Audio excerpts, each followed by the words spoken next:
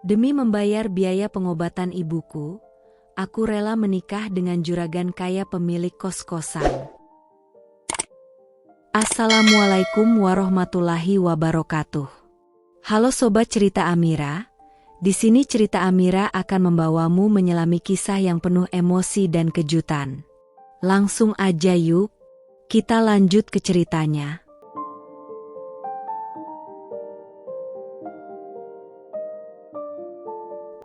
Salwa suka hujan.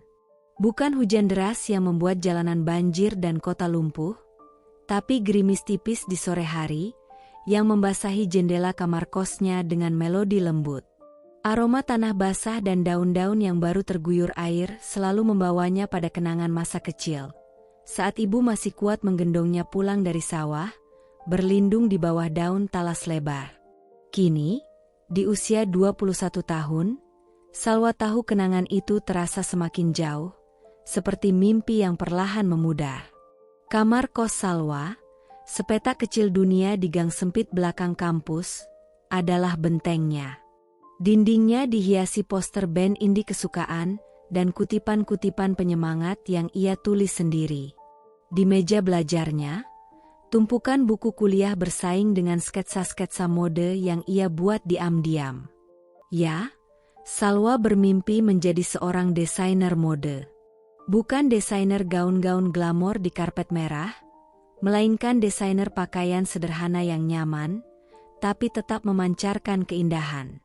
Ia percaya, keindahan itu ada di mana-mana, bahkan dalam kesederhanaan hidupnya. Hidup Salwa tidak pernah mewah. Ayahnya, Pak Dullah, adalah buruh serabutan yang gigih. Tangan keriputnya tak pernah berhenti bekerja demi menghidupi keluarga. Ibunya, Bu Lastri, adalah penjahit rumahan yang piawai. Dari jemari ibu, gaun-gaun sederhana berubah menjadi karya seni. Senyum ibu selalu menjadi pelita di rumah kecil mereka, di sudut kota yang jarang tersentuh kemewahan. Salwa dan kedua adiknya, Rian dan Sinta, tumbuh dalam dekapan cinta dan kesederhanaan itu. Pagi hari, Salwa akan pergi kuliah dengan ransel kumal yang setia menemani. Sore harinya, ia akan membantu ibu menjahit atau kadang mencari pekerjaan paruh waktu di toko buku dekat kampus.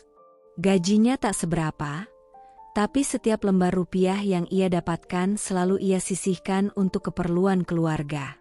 Ia tahu, ayah dan ibu berjuang keras. Ia ingin meringankan beban mereka, membalas kebaikan yang tak terhingga. Ada satu hal lagi yang membuat dunia Salwa terasa lebih berwarna, Mas Ardi. Ia seniornya di kampus, dengan rambut gondrong sebahu yang selalu diikat dan kacamata tebal yang tak pernah lepas dari hidungnya. Ardi adalah mahasiswa arsitektur yang cerdas, idealis, dan punya selera humor yang garing tapi entah mengapa selalu berhasil membuat Salwa tertawa. Mereka sering menghabiskan waktu di perpustakaan, berbagi mimpi dan kekhawatiran. Ardi selalu mendukung impian Salwa, meyakinkannya bahwa bakatnya akan membawa Salwa jauh.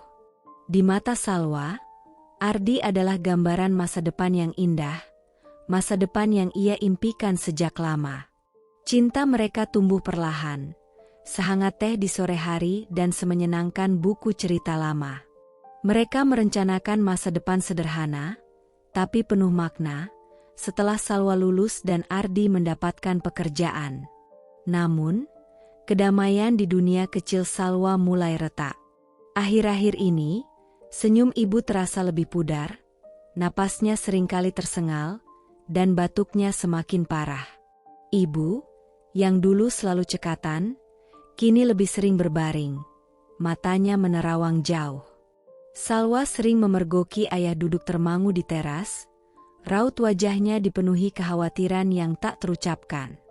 Mereka tahu, ada sesuatu yang tidak beres dengan kesehatan ibu, sesuatu yang lebih besar dari sekadar batuk biasa.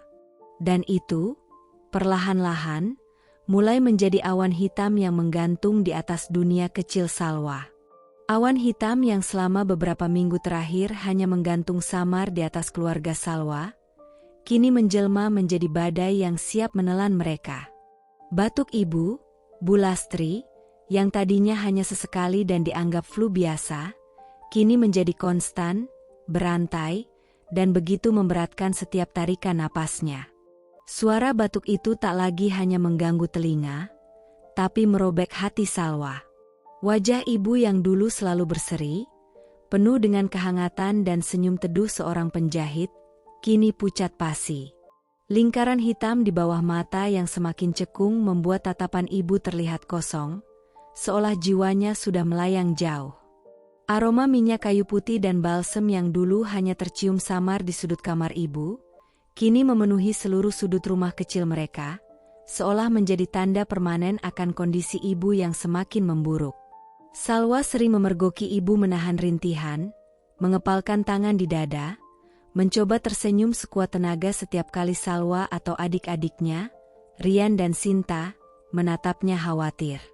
Sebuah senyum tipis yang lebih mirip ringisan, sebuah usaha terakhir untuk tidak menularkan ketakutan yang jelas tergambar di wajahnya. Suatu sore, saat Salwa baru saja pulang dari kuliah, kakinya mendadak lemas di ambang pintu. Ia menemukan ibu terbaring tak berdaya di ranjang, napasnya terengah-engah, dadanya naik turun dengan sangat susah payah. Suara batuknya parau, seperti mesin tua yang hampir kehabisan tenaga. Di sampingnya, ayah, Pak Dullah, duduk terdiam. Tangannya yang kasar karena pekerjaan buruh serabutan, menggenggam erat tangan ibu yang dingin dan kurus.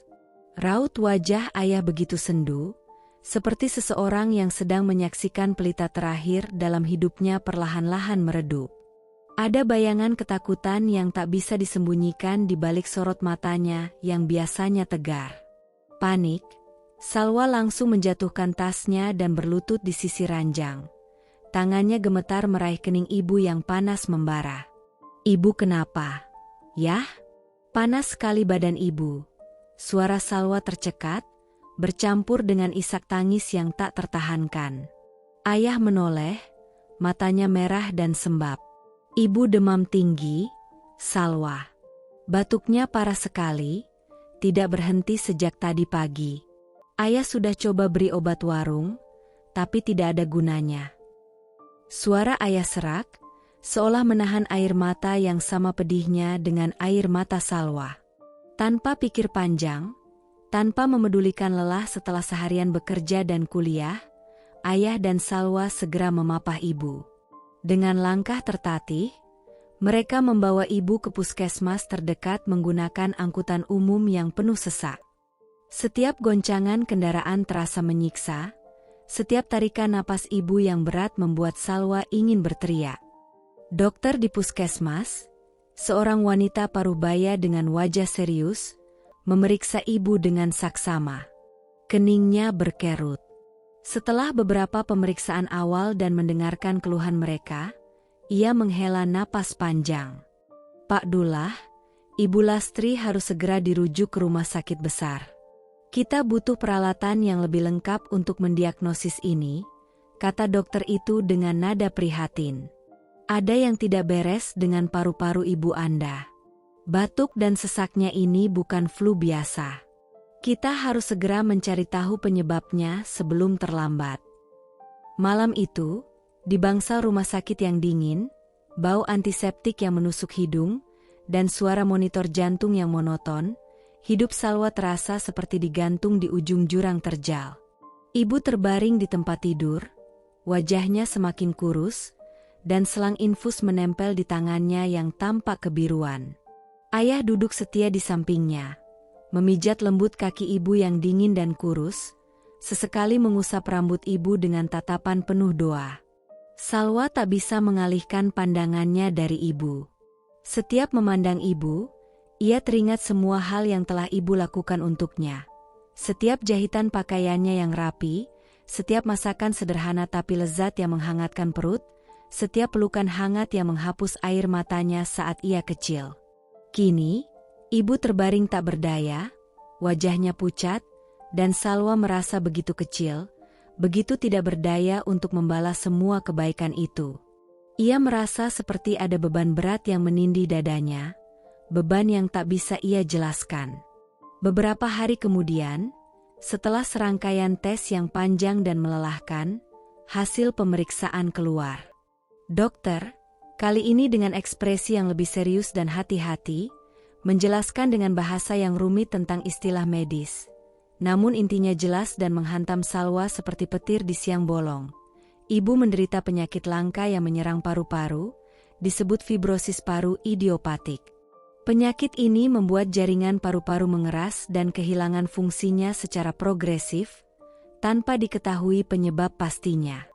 Dokter menjelaskan bahwa setiap tarikan napas ibu kini, seperti menarik udara melalui spons basah yang semakin mengering. Satu-satunya harapan, menurut dokter, adalah perawatan intensif yang sangat mahal, obat-obatan khusus yang harus diimpor, dan bahkan jika kondisi memburuk, kemungkinan transplantasi paru-paru di luar negeri. Ini penyakit yang butuh biaya sangat besar, Pak Dullah, kata dokter itu, suaranya dipenuhi empati namun juga ketegasan. Obat-obatannya sangat spesifik, dan proses perawatannya akan sangat panjang. Kami akan coba yang terbaik, tapi Bapak dan keluarga harus siap dengan perkiraan biaya. Kata-kata dokter itu bagai pukulan telak yang merobohkan. Ayah hanya bisa menghela napas panjang, wajahnya semakin memucat. Berapa besar biaya yang dimaksud? Untuk buruh serabutan seperti ayah, yang penghasilannya tak menentu, dan penjahit rumahan seperti ibu, angka jutaan bahkan ratusan juta rupiah adalah hayalan belaka. Tabungan keluarga mereka hanya cukup untuk beberapa bulan biaya hidup yang sangat pas-pasan, apalagi untuk pengobatan yang sangat mahal ini. Mereka bahkan tidak punya aset berharga yang bisa dijual. Salwa melihat keputusasaan yang jelas di mata ayah. Untuk pertama kalinya, ia melihat ayahnya yang selalu kuat dan tegar, yang tak pernah menunjukkan kelemahan di depan anak-anaknya, kini tampak begitu rapuh. Seolah seluruh beban dunia bertumpu pada bahunya. Di dadanya, Salwa merasakan sesak yang teramat sangat. Ibu, pelita dalam hidupnya, kini terancam padam. Dan mereka, keluarganya, tidak punya apa-apa untuk menyelamatkannya. Senja memang telah tiba, bukan hanya di ufuk barat yang memudar, melainkan juga di pelupuk mata ibu yang sayu, dan di hati keluarga kecil mereka yang kini diselimuti kegelapan. Sejak diagnosis mengerikan tentang penyakit ibu, Bu Lastri, dengan fibrosis paru idiopatik, rumah kecil Salwa berubah drastis, seolah diselimuti mendung abadi. Tawa Riang-Rian dan Sinta, adik-adik Salwa yang biasanya riuh, kini jarang terdengar. Mereka, yang masih terlalu muda untuk memahami sepenuhnya beratnya penyakit itu, merasakan perubahan atmosfer yang mencekam di rumah. Rian yang biasanya cerewet dan suka bercanda, kini sering terlihat murung, lebih banyak diam, dan sering menanyakan kondisi ibu dengan suara pelan. Sementara Sinta, si bungsu yang polos, lebih banyak mendekap boneka kesayangannya. Sesekali menyeka air mata yang menetes tanpa suara saat melihat ayah dan kakaknya sibuk mengurus ibu. Ayah, Pak Dullah, nyaris tak pernah tidur nyenyak. Malamnya dihabisi dengan duduk termangu di teras rumah yang gelap, di bawah cahaya lampu jalan yang remang-remang. Tangannya yang kasar akan merogoh saku celana, menghitung-hitung sisa uang di dompetnya yang semakin tipis, mencari celah dalam setiap lembaran rupiah yang ia miliki, seolah mencari keajaiban. Pagi hingga sore, ayah bekerja lebih keras dari sebelumnya. Ia mengambil semua tawaran pekerjaan serabutan yang datang, tanpa peduli seberapa melelahkan itu, atau seberapa kecil upahnya. Dari mengangkut pasir, membersihkan kebun, hingga membantu bongkar muat barang di pasar, semua ia lakoni. Tubuhnya yang dulunya tegar dan berisi, kini terlihat membungkuk, dengan bahu yang semakin menyusut seiring beban pikiran yang semakin menumpuk. Salwa sendiri merasakan beban yang semakin menekan dadanya, hingga kadang ia merasa sulit bernapas. Kuliah terasa hambar, hanya sekadar rutinitas tanpa semangat. Buku-buku tebal di meja belajarnya tak lagi menarik minatnya. Huruf-huruf itu terasa kabur di matanya yang sering berkaca-kaca. Sketsa-sketsa mode yang dulu menjadi pelariannya, coretan garis dan warna yang dulu selalu bisa mengobati lara, kini hanya tertumpuk di sudut kamar, di bawah lapisan debu, tak tersentuh. Setiap malam, setelah memastikan ibu tertidur pulas dengan napas yang kadang masih terengah, dan ayah sudah beristirahat, Salwa akan merenung. Ia melihat ke arah poster band indie di dindingnya, lalu ketumpukan sketsa-sketsa mode.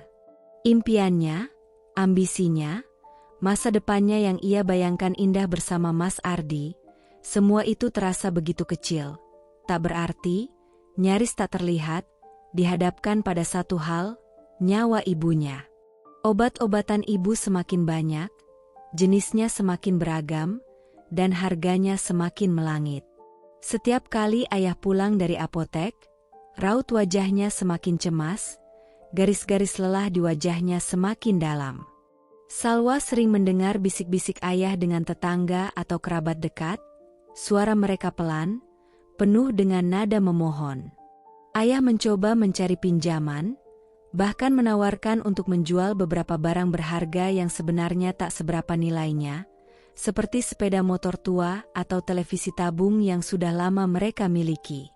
Ayah bahkan mencoba mencari informasi tentang pengobatan alternatif, herbal-herbal yang dijanjikan bisa menyembuhkan, meskipun ia tahu jauh di lubuk hatinya bahwa itu bukan solusi jangka panjang untuk penyakit serumit ini. Setiap malam, jika ayah masih terjaga di teras, Salwa akan mendekatinya, memeluk tubuh ringkih ayah dari belakang, mencoba menenangkan. Kita pasti bisa, yah. Ibu pasti sembuh. Salwa akan cari cara, bisiknya, meskipun ia tahu suaranya sendiri bergetar menahan tangis. Ayah hanya mengusap rambut Salwa, tatapan matanya jauh, menerawang ke kegelapan malam. Ayah tidak tahu lagi harus kemana. Nak, uang kita sudah menipis. Bahkan untuk makan sehari-hari saja mulai sulit. Pengobatan ibu butuh biaya tak terhingga. Desahnya, kata-kata itu keluar seperti hembusan angin terakhir. Kata-kata, tak terhingga, itu bergaung di benak Salwa, memantul di dinding kamarnya yang sempit. Ia teringat penjelasan dokter tentang kemungkinan transplantasi paru-paru di luar negeri, sebuah operasi yang membutuhkan dana miliaran rupiah. Miliaran. Angka itu membuat Salwa ingin menangis sekuat-kuatnya, berteriak, merutuki nasib. Bagaimana mungkin keluarga mereka, yang hanya hidup dari upah harian dan jahitan, bisa mendapatkan uang sebanyak itu? Pikirannya terus berputar, mencari celah, mencari solusi, seolah ada labirin rumit yang harus ia pecahkan. Ia sudah mencoba melamar pekerjaan paruh waktu lagi di beberapa tempat. Namun tak banyak yang cocok dengan jadwal kuliahnya yang padat, dan gaji yang ditawarkan pun tak cukup untuk membayar selembar resep ibu. Mas Ardi, dengan segala idealismenya dan hati baiknya, mencoba membantu semampunya. Ia bahkan menawarkan diri untuk menjual beberapa alat gambar arsitekturnya yang mahal, warisan dari pamannya. Namun, Salwa tahu itu tak akan cukup. Mas Ardi adalah mahasiswa, sama seperti dirinya. Beban ini terlalu besar untuk ditanggung oleh mereka berdua, bahkan oleh cinta mereka. Suatu siang, saat Salwa sedang menjaga ibu di rumah sakit, ia melihat ayah berbicara serius dengan seorang pria parubaya yang berpakaian sangat rapi. Kemeja batiknya terlihat mahal, arlojinya berkilau di pergelangan tangan.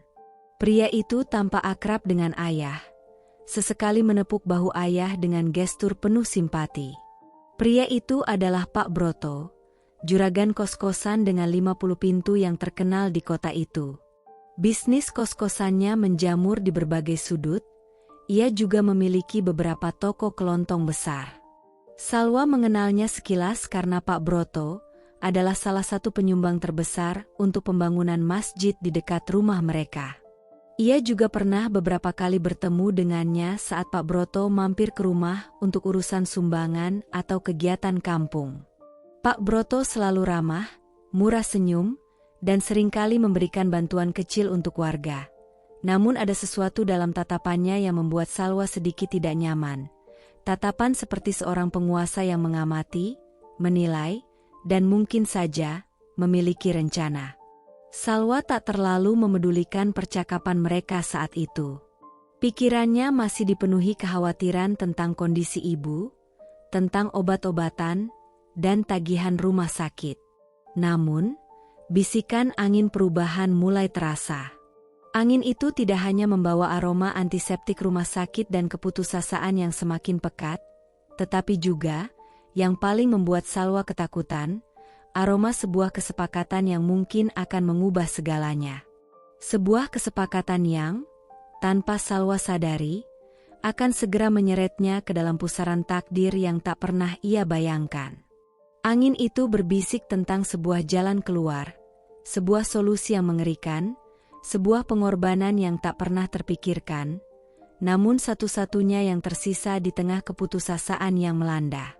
Sore itu, suasana di rumah Salwa terasa aneh, diselimuti keheningan yang menyesakan, seolah seluruh udara di dalam ruangan ikut membeku. Sebuah ketegangan tak kasat mata merayapi setiap sudut, membuat bulu kuduk Salwa berdiri. Ayah, Pak Dullah, terlihat sangat rapi dengan kemeja batik terbaiknya, yang hanya ia kenakan untuk acara-acara penting seperti pernikahan atau kunjungan ke tokoh masyarakat. Ibu, meskipun masih lemah dan terbaring di kamar dengan napas yang kadang masih berat, tampak sedikit lebih tenang setelah meminum dosis obat terbarunya. Ayah sudah memaksa Rian dan Sinta, adik-adik Salwa, untuk membantu membersihkan rumah dan memakai baju yang layak, mengingatkan mereka untuk bersikap sopan jika ada tamu. Salwa sendiri merasa gelisah tak karuan. Ayah memintanya untuk segera pulang setelah kuliah dan tidak usah mencari pekerjaan paruh waktu sore itu, sebuah permintaan yang tidak biasa. Ada tamu penting yang mau datang.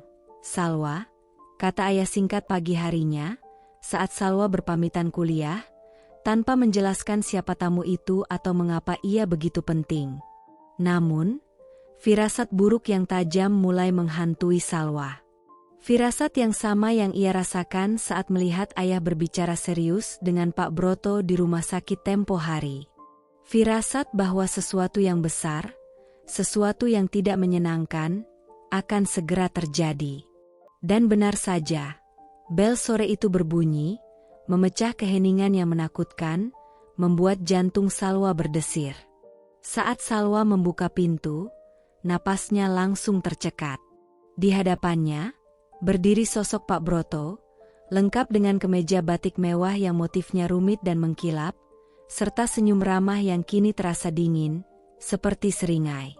Di belakangnya, berdiri seorang pria parubaya lain yang Salwa duga adalah kerabat dekat Pak Broto, dan seorang wanita muda berpakaian formal yang tampak seperti asisten pribadinya. Mereka tidak datang dengan tangan kosong. Bungkusan besar berisi buah-buahan impor yang tampak mahal dan bingkisan lain yang terbungkus rapi terlihat di tangan mereka. Pak Broto melangkah masuk dengan santai, seolah sudah akrab dengan rumah itu, menapaki ubin dingin dengan langkah mantap. "Assalamualaikum, Pak Dullah, Bu Lastri," sapanya hangat, namun suaranya terlalu lantang untuk ukuran rumah sederhana itu. "Maaf mengganggu waktu istirahat, Bu Lastri." Ayah menyambut mereka dengan gestur canggung, keringat dingin membasahi pelipisnya. Ibu, yang berusaha bangkit dari ranjangnya dan duduk di kursi roda yang baru saja dipinjamkan rumah sakit, hanya bisa tersenyum tipis dan mengangguk lemah. Salwa hanya bisa berdiri kaku di ambang pintu ruang tamu, menatap Pak Broto dengan perasaan tak enak yang merayapi seluruh tubuhnya. Di benaknya, pertanyaan-pertanyaan berkejaran dan saling tumpang tindih. Ada apa ini? Mengapa Pak Broto datang ke rumah mereka? Dan mengapa suasananya terasa begitu formal, seolah akan ada sebuah sidang keluarga? Mereka duduk di ruang tamu yang sempit, yang terasa semakin sesak dengan kehadiran tamu-tamu itu. Aroma buah-buahan mewah dan parfum Pak Broto yang tajam dan menusuk hidung memenuhi seluruh ruangan, berpadu aneh dengan aroma minyak kayu putih yang masih samar-samar tercium dari kamar ibu. Setelah basa-basi sebentar menanyakan kabar ibu, yang dijawab oleh ibu dengan suara parau, Pak Broto langsung ke intinya. Nadanya serius, namun ia tetap menjaga kesan ramah dan penuh pertimbangan, seolah sedang menyampaikan kabar gembira. Pak Dullah, kedatangan saya ke sini sore ini, bersama kerabat dan asisten saya, adalah untuk menyampaikan maksud baik yang sudah saya pertimbangkan matang-matang. Pak Broto memulai, menatap ayah dengan sorot mata yang penuh arti, namun sesekali melirik Salwa yang berdiri kaku. Saya sudah lama mengamati Salwa. Dia gadis yang baik, rajin, santun, dan sangat berbakti pada orang tua. Saya sangat terkesan dengan kepribadiannya. Oleh karena itu, saya ingin sekali menjalin hubungan kekeluargaan yang lebih erat dengan keluarga Bapak. Jantung Salwa langsung berdebar kencang, memukul-mukul rusuknya seolah ingin melarikan diri. Dingin menjalar dari ujung kaki hingga ubun-ubun. Ia tahu persis kemana arah pembicaraan ini. Ia menatap ayah yang menunduk dalam, tidak berani menatap matanya, seolah sedang menyembunyikan rasa bersalah yang teramat dalam. Maksud saya, Pak Dullah, saya ingin melamar Salwa untuk menjadi istri saya. Lanjut Pak Broto, suaranya tenang, datar, namun setiap kata terasa seperti palu godam yang menghantam dada Salwa berulang kali. Saya tahu usia kami terpaut jauh, tapi saya bisa menjamin Salwa akan hidup bahagia, berkecukupan. Dia tidak perlu lagi bekerja keras, bahkan bisa melanjutkan kuliahnya tanpa beban. Saya akan menyediakan segalanya untuknya. Tubuh Salwa terasa membeku, seolah seluruh aliran darahnya berhenti. Ia ingin berteriak sekeras-kerasnya agar semua orang berhenti dan mendengar protesnya, ingin lari sejauh mungkin dari kenyataan pahit ini, tapi kakinya terpaku di lantai.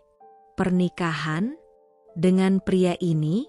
Pria yang seusia dengan ayahnya sendiri, bahkan mungkin lebih tua? Pikiran tentang Mas Ardi langsung menyeruak, menenggelamkan semua yang lain, seperti ombak besar yang menghantam pantai. Senyum Ardi, tawa mereka, mimpi-mimpi sederhana yang mereka rajut bersama, semua itu kini terasa hancur berkeping-keping. Bagaimana mungkin ayah bisa membiarkan ini terjadi? Bagaimana bisa ayah berpikir ini adalah jalan keluar? Dan tentu saja, Pak Broto melanjutkan, seolah membaca keraguan, amarah, dan keputusasaan di wajah ayah dan Salwa. Saya tahu kondisi Bu Lastri. Saya sangat bersimpati dan tergerak melihat perjuangan kalian. Jika Salwa menerima lamaran ini, saya akan menanggung seluruh biaya pengobatan Bu Lastri sampai sembuh total, bahkan untuk perawatan terbaik di luar negeri sekalipun. Saya akan memastikan Bu Lastri mendapatkan apapun yang dibutuhkan, tanpa harus memikirkan biaya. Kalimat terakhir itu bagai bom waktu yang meledak di tengah ruangan yang sempit itu. Ayah mendongak, matanya berkaca-kaca menatap Pak Broto, lalu beralih ke ibu yang juga menatapnya dengan harapan yang bercampur putus asa. Salwa menahan napas, dadanya sesak. Seluruh biaya pengobatan ibu, bahkan di luar negeri, itu adalah sesuatu yang mustahil bagi keluarga mereka, sebuah keajaiban yang tak pernah mereka bayangkan.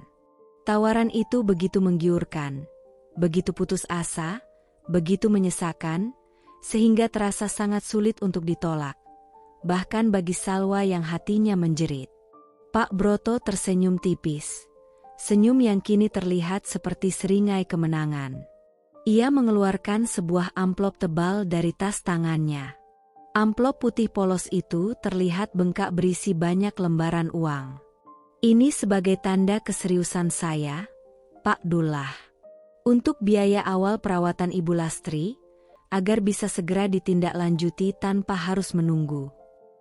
Ayah menerima amplop itu dengan tangan gemetar, seolah memegang benda paling berharga di dunia. Ia menatap amplop itu, lalu menatap Salwa. Sorot matanya dipenuhi rasa bersalah yang mendalam, namun juga kelegaan yang amat sangat.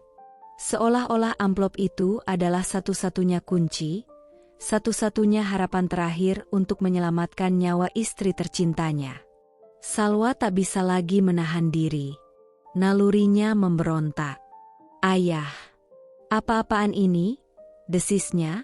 Suaranya hampir tidak terdengar, tercekik oleh amarah dan keputusasaan, namun nada protesnya jelas terasa. Air mata mulai menggenang di pelupuk matanya. "Pak Broto menoleh padaku." Senyumnya tak bergeming, matanya tetap tenang, seolah apa yang baru saja ia katakan adalah hal paling wajar di dunia.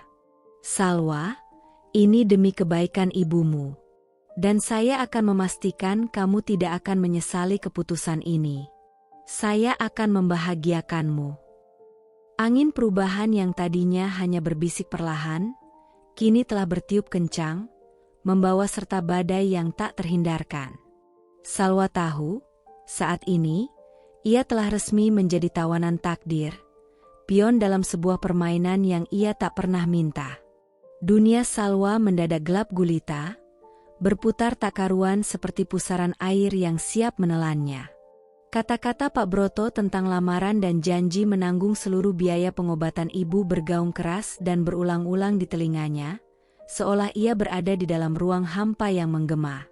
Salwa menatap ayah, berharap ada penolakan yang tegas, sebuah pembelaan dari pria yang selalu menjadi pelindungnya. Namun, yang ia temukan hanyalah tatapan putus asa, lelah, dan rasa bersalah yang luar biasa. Tatapan yang mengisyaratkan bahwa, bagi ayah, ini adalah satu-satunya jalan keluar.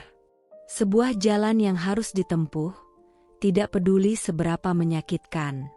Ayah serius."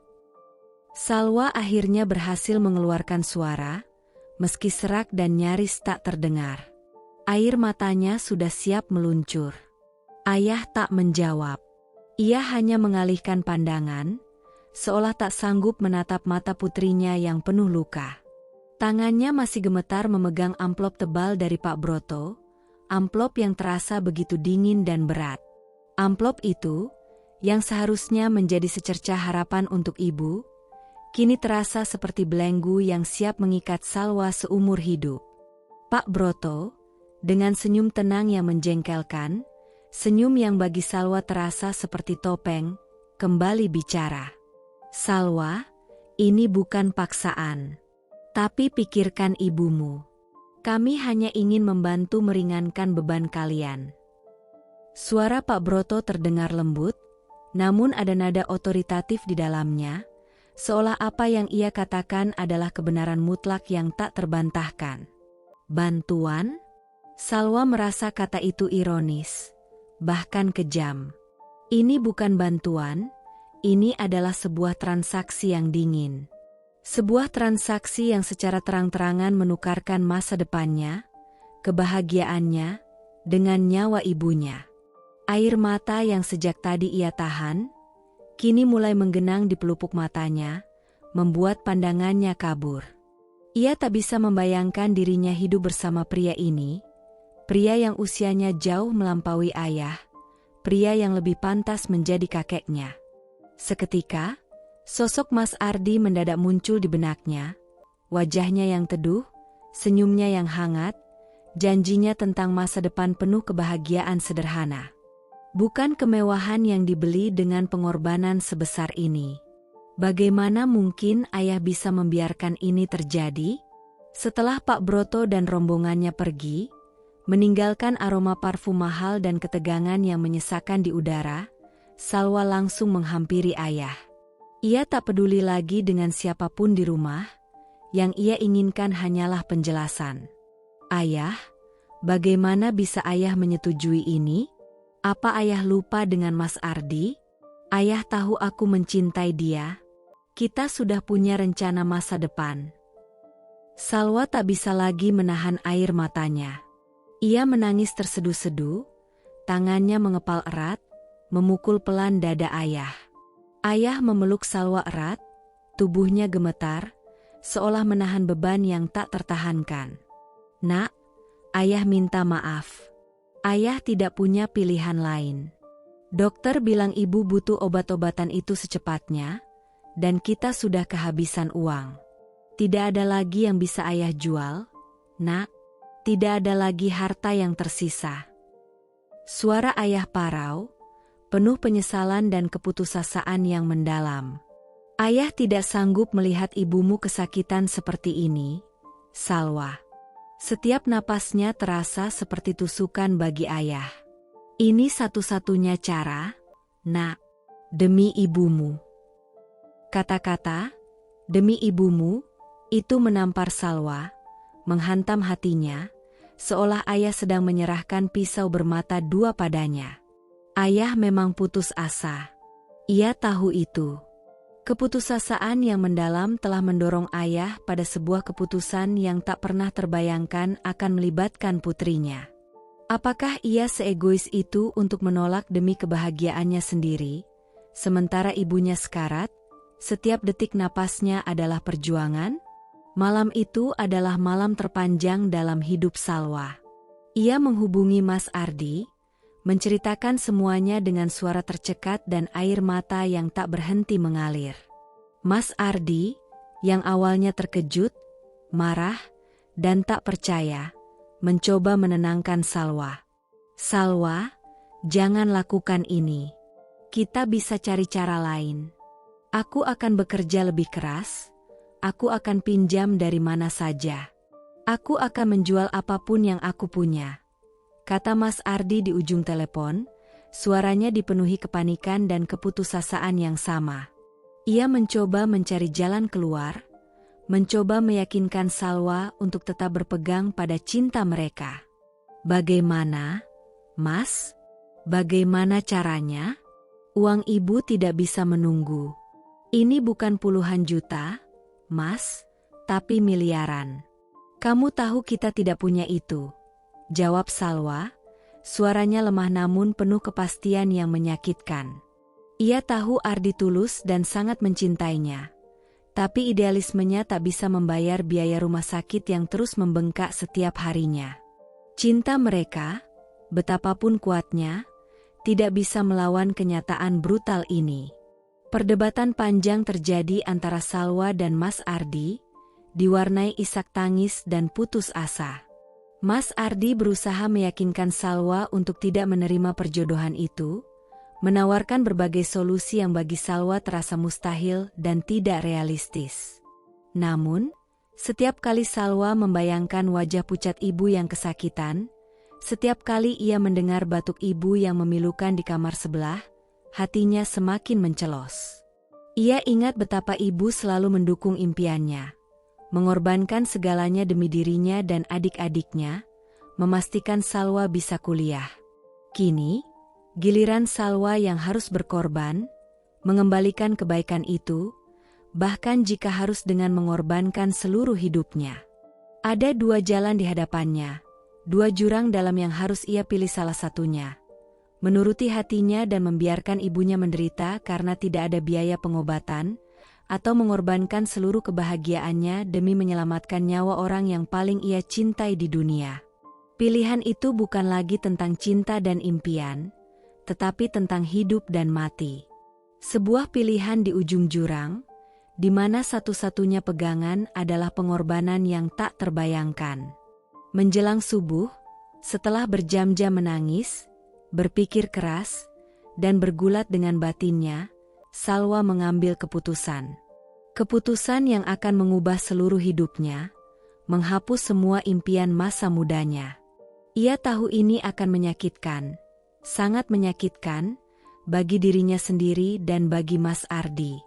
Tapi ia tidak bisa membiarkan ibunya pergi begitu saja, tak bisa hidup dengan penyesalan seumur hidup jika ia tidak melakukan apapun untuk menyelamatkannya. "Aku akan melakukannya, Mas," bisiknya ke telepon, suaranya sudah kosong, tak ada lagi air mata yang tersisa untuk ditumpahkan. "Aku akan menikah dengan Pak Broto. Tolong maafkan aku." Di seberang sana, terdengar napas berat Mas Ardi, suara isakan tertahan, lalu hening. Ia tahu, kata-kata itu adalah akhir dari segalanya, akhir dari semua mimpi yang mereka bangun bersama. Jembatan di antara mereka kini telah runtuh. Keputusan Salwa untuk menikahi Pak Broto menyebar dengan cepat di antara kerabat dekat, meninggalkan jejak kekagetan, bisik-bisik simpati, dan tatapan penuh iba. Reaksi dari Rian dan Sinta, kedua adik Salwa, bercampur aduk antara kebingungan dan kesedihan yang tak terucap. Mereka, yang masih terlalu muda untuk memahami sepenuhnya kompleksitas penyakit fibrosis paru idiopatik atau pengorbanan yang sedang dilakukan kakak mereka, hanya merasakan ada sesuatu yang hilang dari kakak perempuan mereka. Sebuah cahaya yang meredup di matanya yang dulu penuh semangat, meskipun mereka belum sepenuhnya memahami mengapa. Mereka hanya tahu, kakak mereka yang ceria kini lebih banyak diam, sering termenung. Ibu, yang mulai menunjukkan sedikit perbaikan karena asupan obat-obatan awal yang dibiayai oleh Pak Broto, obat-obatan yang sebelumnya tak terjangkau, menatap Salwa dengan sorot mata penuh pertanyaan setiap kali Salwa menjenguknya di rumah sakit. Di mata ibu, Salwa membaca campuran rasa bersalah dan kelegaan yang amat sangat, sebuah paradoks yang menyayat hati Salwa. Ibu tahu ini adalah pengorbanan, dan ia tak bisa berbuat apa-apa selain menerimanya. Di tengah semua itu, ayah, Pak Dullah, tampak sedikit lebih lega. Beban finansial yang menindihnya selama ini, yang telah membuat punggungnya membungkuk dan rambutnya memutih lebih cepat, kini terasa terangkat sebagian. Namun, kelegaan itu tidak datang tanpa harga. Ayah terlihat sering termenung di teras, matanya menyimpan penyesalan yang mendalam. Ia tahu ia telah meminta pengorbanan yang tak ternilai dari putri sulungnya, menukarkan masa depan anaknya dengan nyawa sang istri. Beberapa hari setelah keputusan pahit itu diumumkan, Pak Broto mengatur sebuah pertemuan. Bukan lagi pertemuan di ruang tamu yang sempit dan tegang, melainkan sebuah makan malam di restoran mewah di pusat kota. Restoran itu begitu kontras dengan tempat-tempat yang biasa Salwa kunjungi, yang kebanyakan adalah warung tenda atau kantin kampus. Lampu kristal menjuntai anggun dari langit-langit yang tinggi, memancarkan cahaya keemasan. Taplak meja linen putih bersih terhampar rapi, dan denting sendok garpu yang halus dari perak beradu dengan piring porselen mewah. Salwa, yang mengenakan gaun sederhana terbaiknya, gaun pemberian ibu yang dulu ia pakai saat acara kelulusan SMA, tetap merasa canggung dan tak pantas di tengah kemewahan yang terasa asing itu. Aroma makanan Eropa yang asing menusuk hidungnya, jauh berbeda dengan aroma masakan rumahan ibu. Pak Broto tiba dengan setelan jas mahal berwarna gelap yang pas di tubuhnya, rambutnya tertata rapi klimis, dan senyum ramah yang kini terasa seperti seringai penuh perhitungan di bibirnya. Usianya mungkin sekitar 50-an, namun ia terlihat lebih muda dari yang Salwa bayangkan. Mungkin karena perawatannya yang prima, kulitnya bersih tanpa kerutan berarti, dan aura kekuasaan yang ia miliki membuatnya tampak lebih bugar. Ia memperkenalkan Salwa kepada beberapa kerabatnya yang lain, sepasang suami istri yang tampak angkuh dan seorang pria muda yang sepertinya keponakannya, serta seorang asisten pribadinya yang sigap dan selalu membawa buku catatan kecil. Mereka semua memperlakukan Salwa dengan hormat yang berlebihan, senyum-senyum simpul yang tampak dibuat-buat, seolah Salwa sudah resmi menjadi bagian dari keluarga besar mereka yang kaya raya. Selama makan malam, Pak Broto berbicara banyak. Ia bercerita tentang perjalanannya membangun bisnis kos-kosan dari nol, dari hanya satu pintu hingga kini memiliki 50 pintu kos-kosan tersebar di berbagai lokasi strategis di kota ini. Ia juga memamerkan bagaimana bisnisnya terus berkembang ke sektor lain, seperti toko bahan bangunan yang besar, persewaan kendaraan, dan beberapa investasi properti lainnya. Kekayaannya tak terbantahkan, dan ia dengan bangga memamerkan itu melalui cerita-cerita kesuksesannya. Salwa mendengarkan dengan separuh hati, kepalanya mengangguk-angguk kosong. Pikirannya melayang pada obrolan santai yang biasa ia lakukan dengan Mas Ardi di warung kopi sederhana, atau saat mereka membaca buku di taman kota, berbagi mimpi-mimpi kecil yang terasa jauh lebih berarti. Pak Broto juga berbicara tentang rencana pernikahan mereka. Ia ingin sebuah pernikahan yang layak, meriah, dan sesuai dengan statusnya sebagai pengusaha sukses. Ia bahkan menawarkan untuk merenovasi rumah ayah Salwa agar terlihat lebih pantas, agar sanak saudara dan kolega tidak meragukan keputusannya mengambil menantu dari keluarga sederhana. Salwa hanya mengangguk samar, Setiap tawaran kemewahan dan kemudahan terasa seperti rantai emas yang semakin mengikatnya, membelenggu jiwanya. Di tengah pembicaraan, saat garpu kristal beradu pelan dengan piring porselen, Pak Broto menatap Salwa dengan sorot mata yang sulit diartikan. Ada campuran keinginan, rasa memiliki, dan mungkin sedikit simpati yang terlalu dangkal di sana. Salwa, saya tahu ini tidak mudah untukmu. Perbedaan usia kita memang jauh. Tapi saya berjanji akan menjagamu dengan baik. Kamu tidak perlu khawatir tentang apapun. Hidupmu akan berkecukupan, semua kebutuhanmu akan terpenuhi, dan yang terpenting, ibumu akan sembuh. Saya akan berusaha membuatmu bahagia, Salwa, sungguh. Kata-kata itu seharusnya menenangkan, menyejukkan, namun bagi Salwa, itu justru menciptakan jurang yang lebih dalam antara dirinya dan kebahagiaan yang sebenarnya ia impikan. Kebahagiaan? Bisakah kebahagiaan yang sejati dibangun di atas sebuah pengorbanan sebesar ini? Bisakah hati yang sudah patah diperbaiki dengan uang, dengan kemewahan, dengan jaminan masa depan? Ia tahu jawabannya, tidak. Pulang dari makan malam itu, Salwa merasa sangat lelah, bukan karena fisik yang terkuras, melainkan mentalnya yang terkuras habis. Ia melihat sisi lain dari sosok juragan 50 pintu itu. Ia adalah pria yang ambisius, pekerja keras, dan jelas sangat kaya. Ia tampaknya tulus dengan niatnya untuk menjamin kehidupan Salwa yang layak dan kesembuhan ibunya. Namun, di balik semua itu, ada aura dominasi yang halus, sebuah kendali yang ia terapkan pada segala aspek, seolah hidupnya pun kini akan berada di bawah kendalinya. Salwa menyadari, ia bukan hanya akan menikahi seorang pria, tapi juga menikahi sebuah imperium, sebuah gaya hidup yang sama sekali asing baginya, sebuah kurungan emas. Angin perubahan yang tadinya hanya berbisik, kini telah bertiup kencang, membawa serta badai yang tak terhindarkan. Salwa kini berdiri di tengah-tengah badai itu. Ia baru saja melihat sekilas dunia barunya, dunia yang menjanjikan segalanya, kemewahan, keamanan, dan kesembuhan ibu, kecuali satu hal, kebebasan hatinya dan kebahagiaan yang sesungguhnya. Hati Salwa terasa hancur berkeping-keping. Setelah keputusan pahit itu diambil, dan setelah pertemuan makan malam yang menyesakan bersama Pak Broto, satu-satunya yang ingin ia lakukan adalah menghilang. Namun, ia tahu ia harus menghadapi kenyataan. Dan kenyataan terberat adalah bertemu dengan Mas Ardi. Mereka bertemu di sebuah kafe kecil di pinggir kota, tempat favorit mereka untuk berdiskusi, tertawa, dan merajut mimpi. Aroma kopi yang biasanya menenangkan, kini terasa pahak di hidungnya. Salwa datang lebih dulu, duduk di sudut paling sepi, mencoba menenangkan debaran jantungnya yang tak beraturan. Ketika Mas Ardi tiba, dengan kemeja flanel kesukaannya dan senyum tipis yang biasa, mata mereka bertemu. Senyum di wajah Ardi langsung memudar begitu ia melihat mata Salwa yang sembab dan wajahnya yang pucat. Ia tahu. Salwa, panggil Mas Ardi pelan, suaranya dipenuhi kekhawatiran. Ia duduk di hadapan Salwa, tangannya meraih tangan Salwa di atas meja. Jemari mereka yang dulu saling menggenggam erat, kini terasa dingin dan gemetar. Salwa tak bisa lagi menahan air matanya. Tangisnya pecah, isakannya memilukan, menarik perhatian beberapa pengunjung kafe. Mas Ardi buru-buru menarik Salwa ke pelukannya, membiarkan gadis itu menangis di bahunya. "SSTT, jangan menangis. Salwa, aku tahu ini berat." Setelah Salwa sedikit tenang, ia menceritakan semuanya lagi, dengan lebih detail. Setiap kalimat yang keluar dari bibirnya adalah sayatan baru di hatinya sendiri.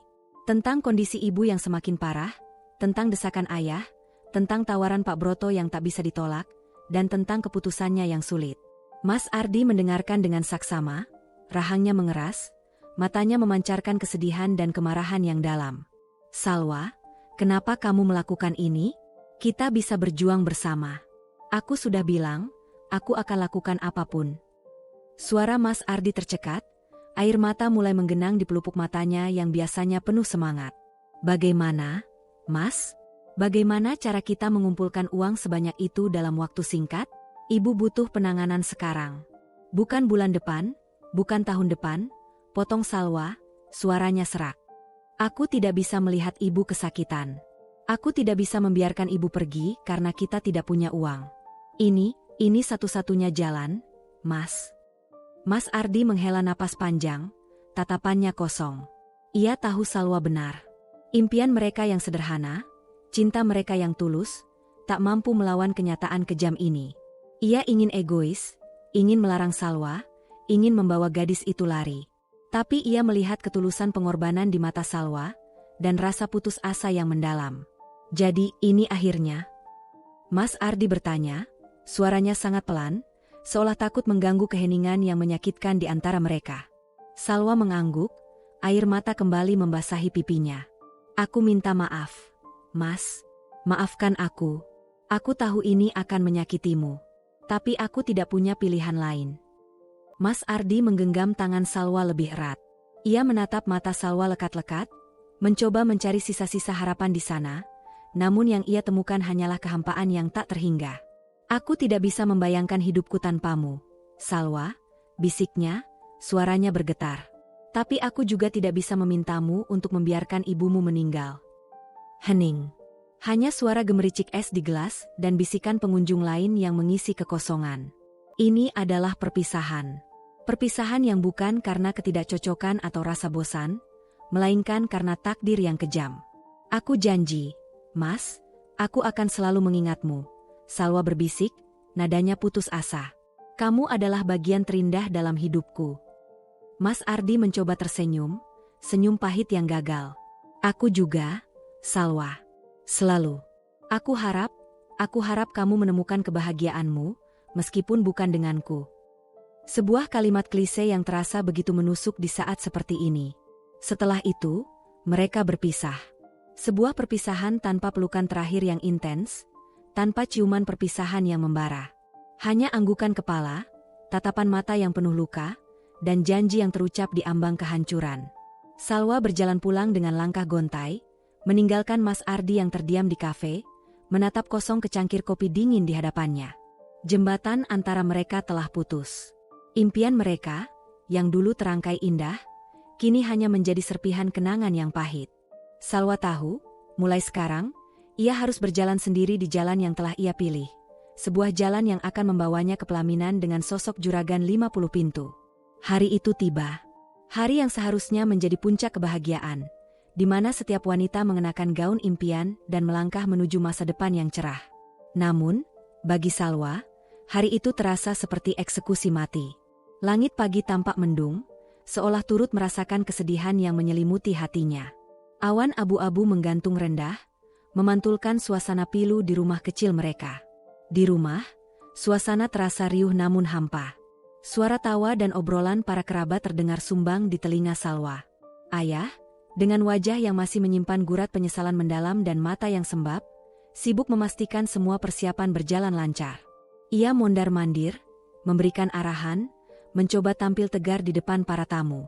Beberapa kerabat Pak Broto sudah datang lebih awal, mengawasi dengan mata tajam sambil membantu mengatur meja dan kursi, serta menghias rumah sederhana mereka dengan sentuhan kemewahan yang terasa asing dan artifisial, untaian bunga plastik berwarna cerah dan pita-pita satin murahan yang dipasang di setiap sudut. Salwa didandani di kamarnya yang sempit. Gaun pengantin putih bersih, yang seharusnya indah dan anggun, terasa berat, mencekik, dan membelenggu setiap gerakannya. Bahan brokat yang kasar menggesek kulitnya, menambah rasa tidak nyaman. Riasan tebal di wajahnya tak mampu menutupi lingkaran hitam di bawah matanya yang sembab, karena kurang tidur dan terlalu banyak menangis. Setiap sentuhan kuas perias di wajahnya terasa seperti pukulan, membangunkan dirinya dari mimpi buruk yang kini menjadi nyata. Ia menatap pantulan dirinya di cermin. Bukan pengantin bahagia yang ia lihat, melainkan sebuah patung kosong, tanpa ekspresi, tanpa jiwa. Ia merasa asing dengan sosok itu, seolah jiwa Salwa yang dulu telah pergi, digantikan oleh entitas lain. Ibu, yang kondisinya semakin membaik berkat obat-obatan mahal yang kini rutin dibiayai Pak Broto, dipapah duduk di kursi roda, dibawa ke ruang tamu yang kini disulap menjadi tempat akad nikah. Meskipun lemah, ibu bersikeras ingin menyaksikan momen penting ini. Matanya menatap Salwa dengan sorot pilu, penuh rasa bersalah yang teramat dalam, seolah ingin memeluk erat putrinya dan meminta maaf atas semua yang terjadi. Salwa mencoba membalas senyum tipis ibu, namun rasanya terlalu berat, bibirnya terasa beku. Ia hanya bisa mengangguk kecil, menguatkan diri. Demi ibu, ia akan kuat. Acara akad nikah berlangsung sederhana, namun hikmat. Beberapa kolega bisnis Pak Broto hadir, memenuhi ruangan hingga terasa sesak. Aroma parfum mahal bercampur dengan bau bunga plastik, menciptakan suasana yang aneh. Salwa duduk bersanding dengan Pak Broto di atas bantalan kursi yang dilapisi beludru. Keringat dingin membasahi telapak tangannya. Di depannya, penghulu sudah siap dengan kitab nikah. Salwa hanya bisa menunduk, menatap jemari tangannya yang saling meremas. Jantungnya berdebar kencang bukan karena bahagia atau antusiasme, melainkan karena ketakutan dan kegugupan yang teramat sangat. Pak Broto mengucapkan ijab kabul dengan suara mantap, jelas, dan penuh percaya diri. Setiap kata yang terucap darinya terdengar seperti orang yang tahu persis apa yang diinginkannya, dan ia mendapatkannya, seolah ini adalah transaksi bisnis lainnya. Ketika giliran Salwa untuk mengucapkan, "Saya terima nikahnya," suaranya tercekat di tenggorokan. Tenggorokannya terasa kering, dan air mata mulai mendesak keluar, mengancam untuk tumpah. Ia menarik napas dalam-dalam, menguatkan diri. Ia membayangkan wajah ibu yang pucat, napasnya yang masih tersengal, dan perjuangan hidup ibu yang masih panjang. Demi ibu. Hanya demi ibu. Saya terima nikahnya. Muhammad Broto bin Sastro Atmojo dengan mas kawin tersebut dibayar tunai. Suara Salwa nyaris tak terdengar, bergetar, namun kata-kata itu terucap. Sebuah keputusan yang mengikatnya seumur hidup telah terucap dari bibirnya. Sah. Suasana ruangan riuh dengan ucapan selamat. Para tamu dan kerabat Pak Broto berdesakan, berebut menyalami pasangan pengantin baru.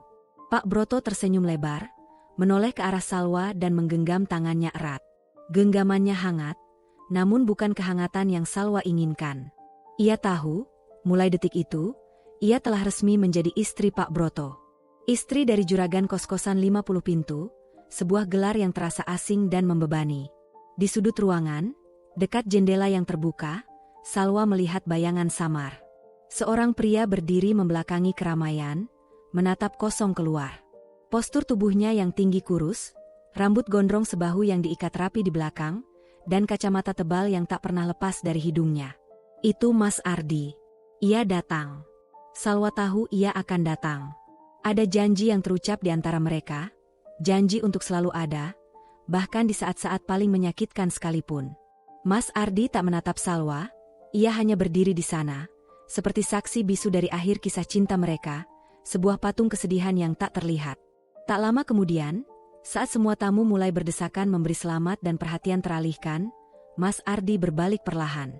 Tatapan mata mereka bertemu. Di mata Mas Ardi, Salwa melihat rasa sakit yang mendalam, kesedihan yang tak terucap, namun juga penerimaan yang pilu, seolah ia sudah mengikhlaskan takdir kejam ini. Mas Ardi mengangkat tangannya sedikit, memberi anggukan kecil, sebuah isyarat perpisahan.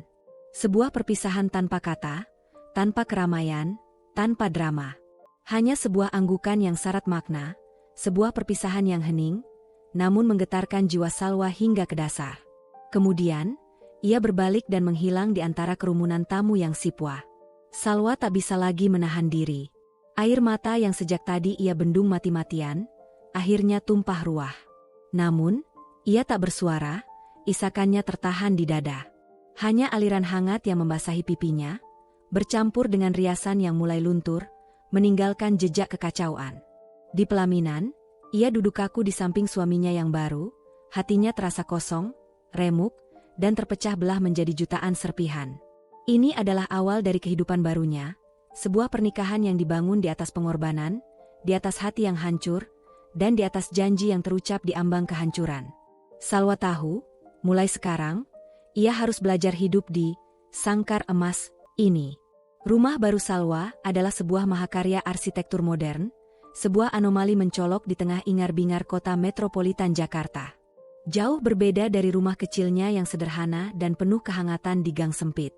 Terletak di kompleks perumahan elit yang dijaga ketat oleh satuan pengamanan 24 jam, rumah itu dikelilingi taman yang terawat rapi dengan rumput hijau yang selalu terpangkas sempurna, dan air mancur mini yang gemericiknya tak henti.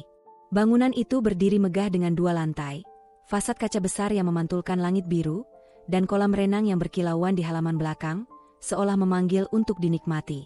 Interiornya dihiasi perabotan mewah dari Italia dan ukiran Jepara, lantai marmer dingin mengilap yang memantulkan cahaya lampu kristal, dan lukisan-lukisan abstrak mahal yang memenuhi dinding-dinding tinggi.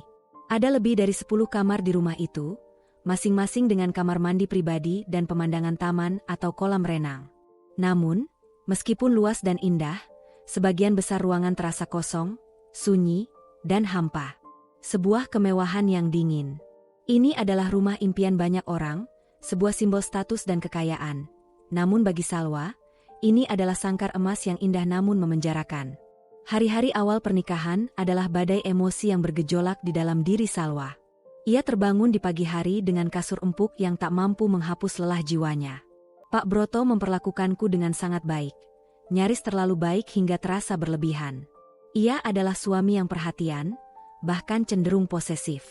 Setiap pagi, ia memastikan Salwa sudah sarapan dengan menu mewah yang disiapkan koki pribadi mereka, mulai dari omelet keju hingga steak salmon. Ia membelikan Salwa pakaian-pakaian mahal dari butik-butik terkenal, perhiasan berkilauan, dan memberikan kartu kredit dengan limit tak terbatas. Ia bahkan menyediakan mobil pribadi mewah lengkap dengan sopir yang siaga 24 jam, agar Salwa bisa pergi kemana saja tanpa perlu repot. Pak Broto akan selalu menelepon untuk memastikan Salwa sudah sampai tujuan, atau apakah ia sudah makan. "Kamu adalah istriku, Salwa. Kamu berhak mendapatkan yang terbaik," katanya suatu kali, saat Salwa merasa risih dengan semua kemewahan yang diberikan. Ada senyum puas dan bangga di wajahnya, seolah ia berhasil membuktikan kekuasaannya dan kemampuannya memberikan segalanya. "Jangan sungkan untuk membeli apapun yang kamu mau. Uangku adalah uangmu sekarang."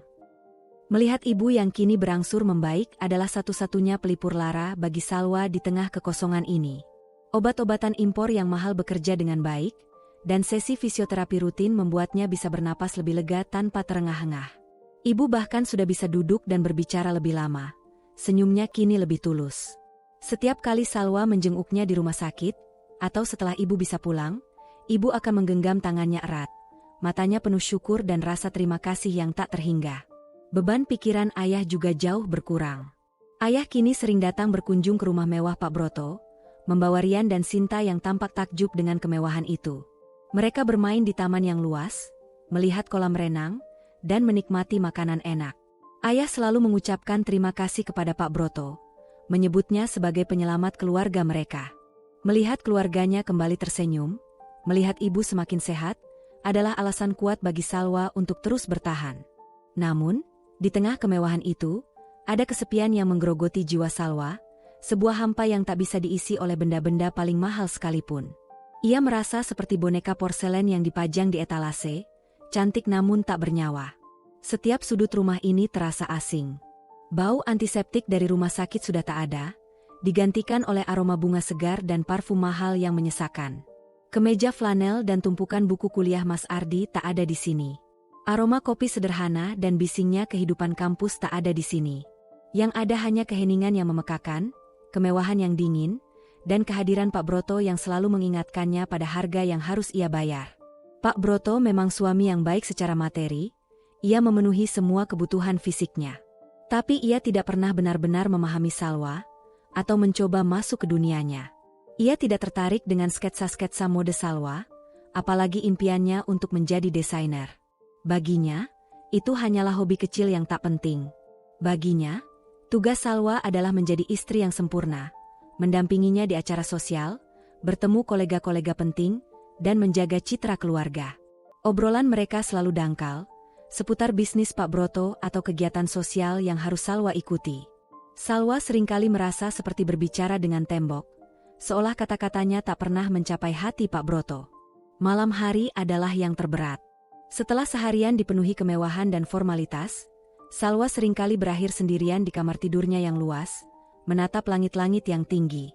Suara bising kota yang dulu ia benci, klakson kendaraan, suara pedagang, tawa anak-anak di gang, kini ia rindukan.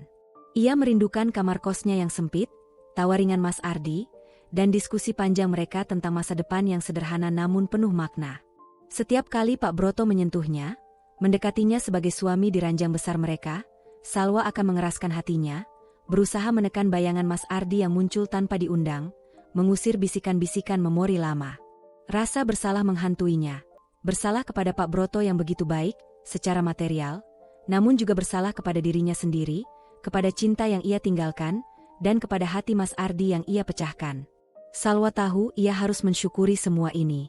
Ibunya sembuh, keluarganya sejahtera, adik-adiknya bisa melanjutkan sekolah dengan tenang. Tapi mengapa hatinya terasa begitu kosong? Sangkar emas ini memberinya segalanya, kecuali satu hal yang paling ia rindukan, kebebasan untuk mencintai dan dicintai dengan tulus, dan kebahagiaan yang sesungguhnya berasal dari dalam hati, bukan dari kemewahan material. Ia hanya bisa menatap keluar jendela, melihat burung-burung bebas beterbangan di langit biru, dan merindukan dunia kecilnya yang dulu, yang sederhana namun penuh cinta dan tawa. Hari-hari berlalu, menorehkan rutinitas baru yang terasa asing bagi Salwa. Bangun di kasur empuk, menikmati sarapan mewah, mencoba pakaian-pakaian desainer yang tak benar-benar mencerminkan dirinya. Ia mulai terbiasa dengan sopir yang selalu siaga, dengan kartu kredit tanpa batas, dan dengan senyuman formal yang harus ia kenakan di setiap acara sosial bersama Pak Broto.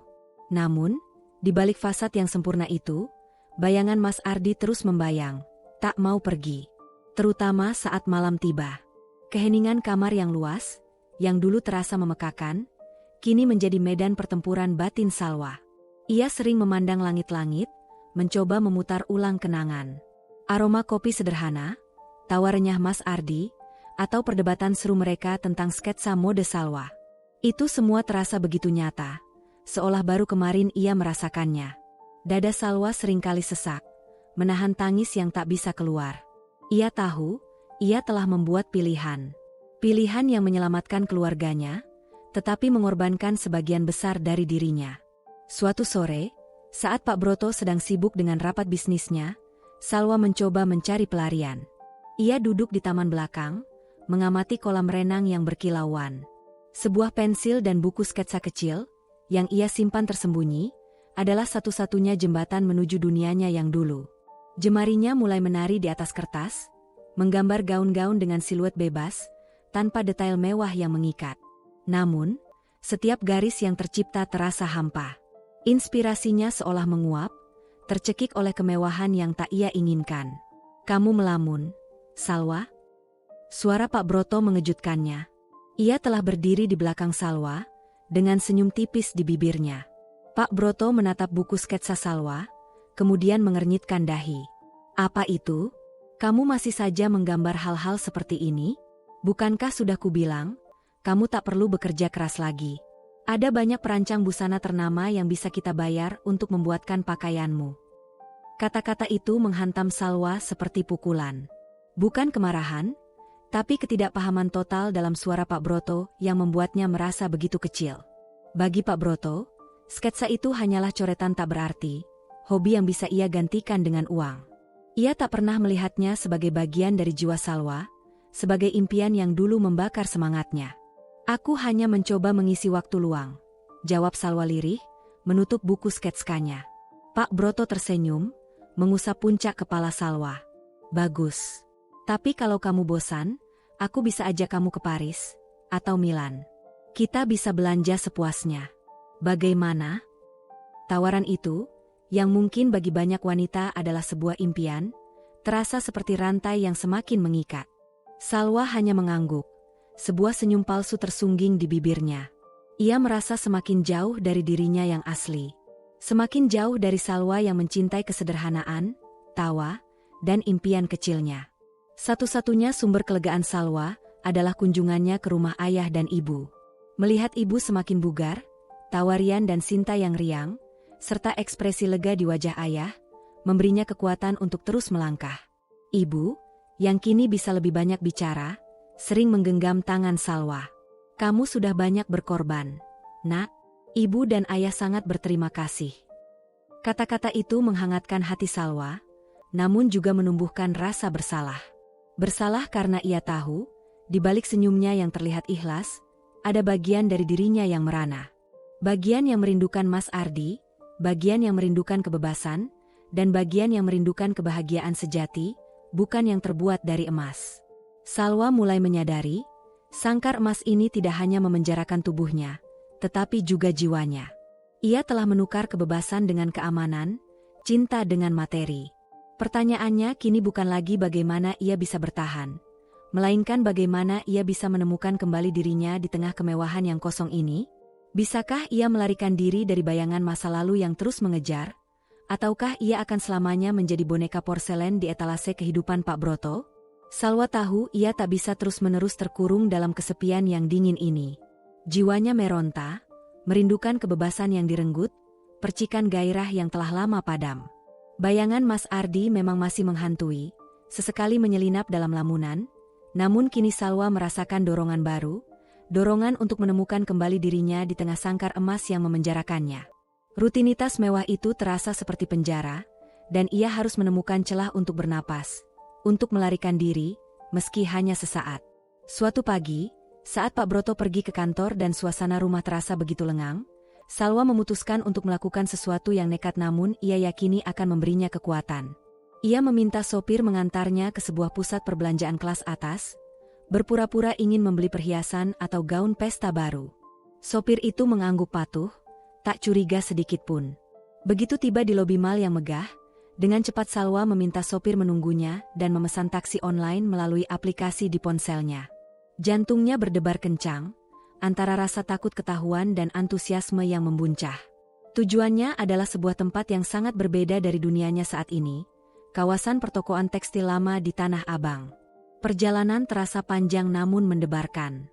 Setiap meter yang dilalui menjauhkan Salwa dari kemewahan steril rumahnya. Deburan klakson, hiruk-pikuk pejalan kaki yang berdesakan, teriakan pedagang, dan aroma kain yang bercampur baur, kapas, sutra, brokat, semua menyatu, langsung menyergap indranya begitu ia turun dari taksi. Ini adalah dunia yang sangat berbeda dari kompleks perumahan elitnya yang sunyi. Dulu, ia sering menghabiskan waktu di tempat seperti ini, menjelajahi setiap sudut, mencari inspirasi dan bahan untuk sketsa-sketsanya. Sekarang, setelah berbulan-bulan dikelilingi barang-barang bermerek dan kemewahan yang tak berjiwa, suasana ini terasa begitu hidup, otentik, dan membebaskan. Udara lembab Jakarta yang syarat polusi pun terasa lebih nyata, lebih jujur daripada udara ber-AC di rumahnya. Salwa berjalan menyusuri lorong-lorong sempit, matanya menatap setiap gulungan kain dengan saksama.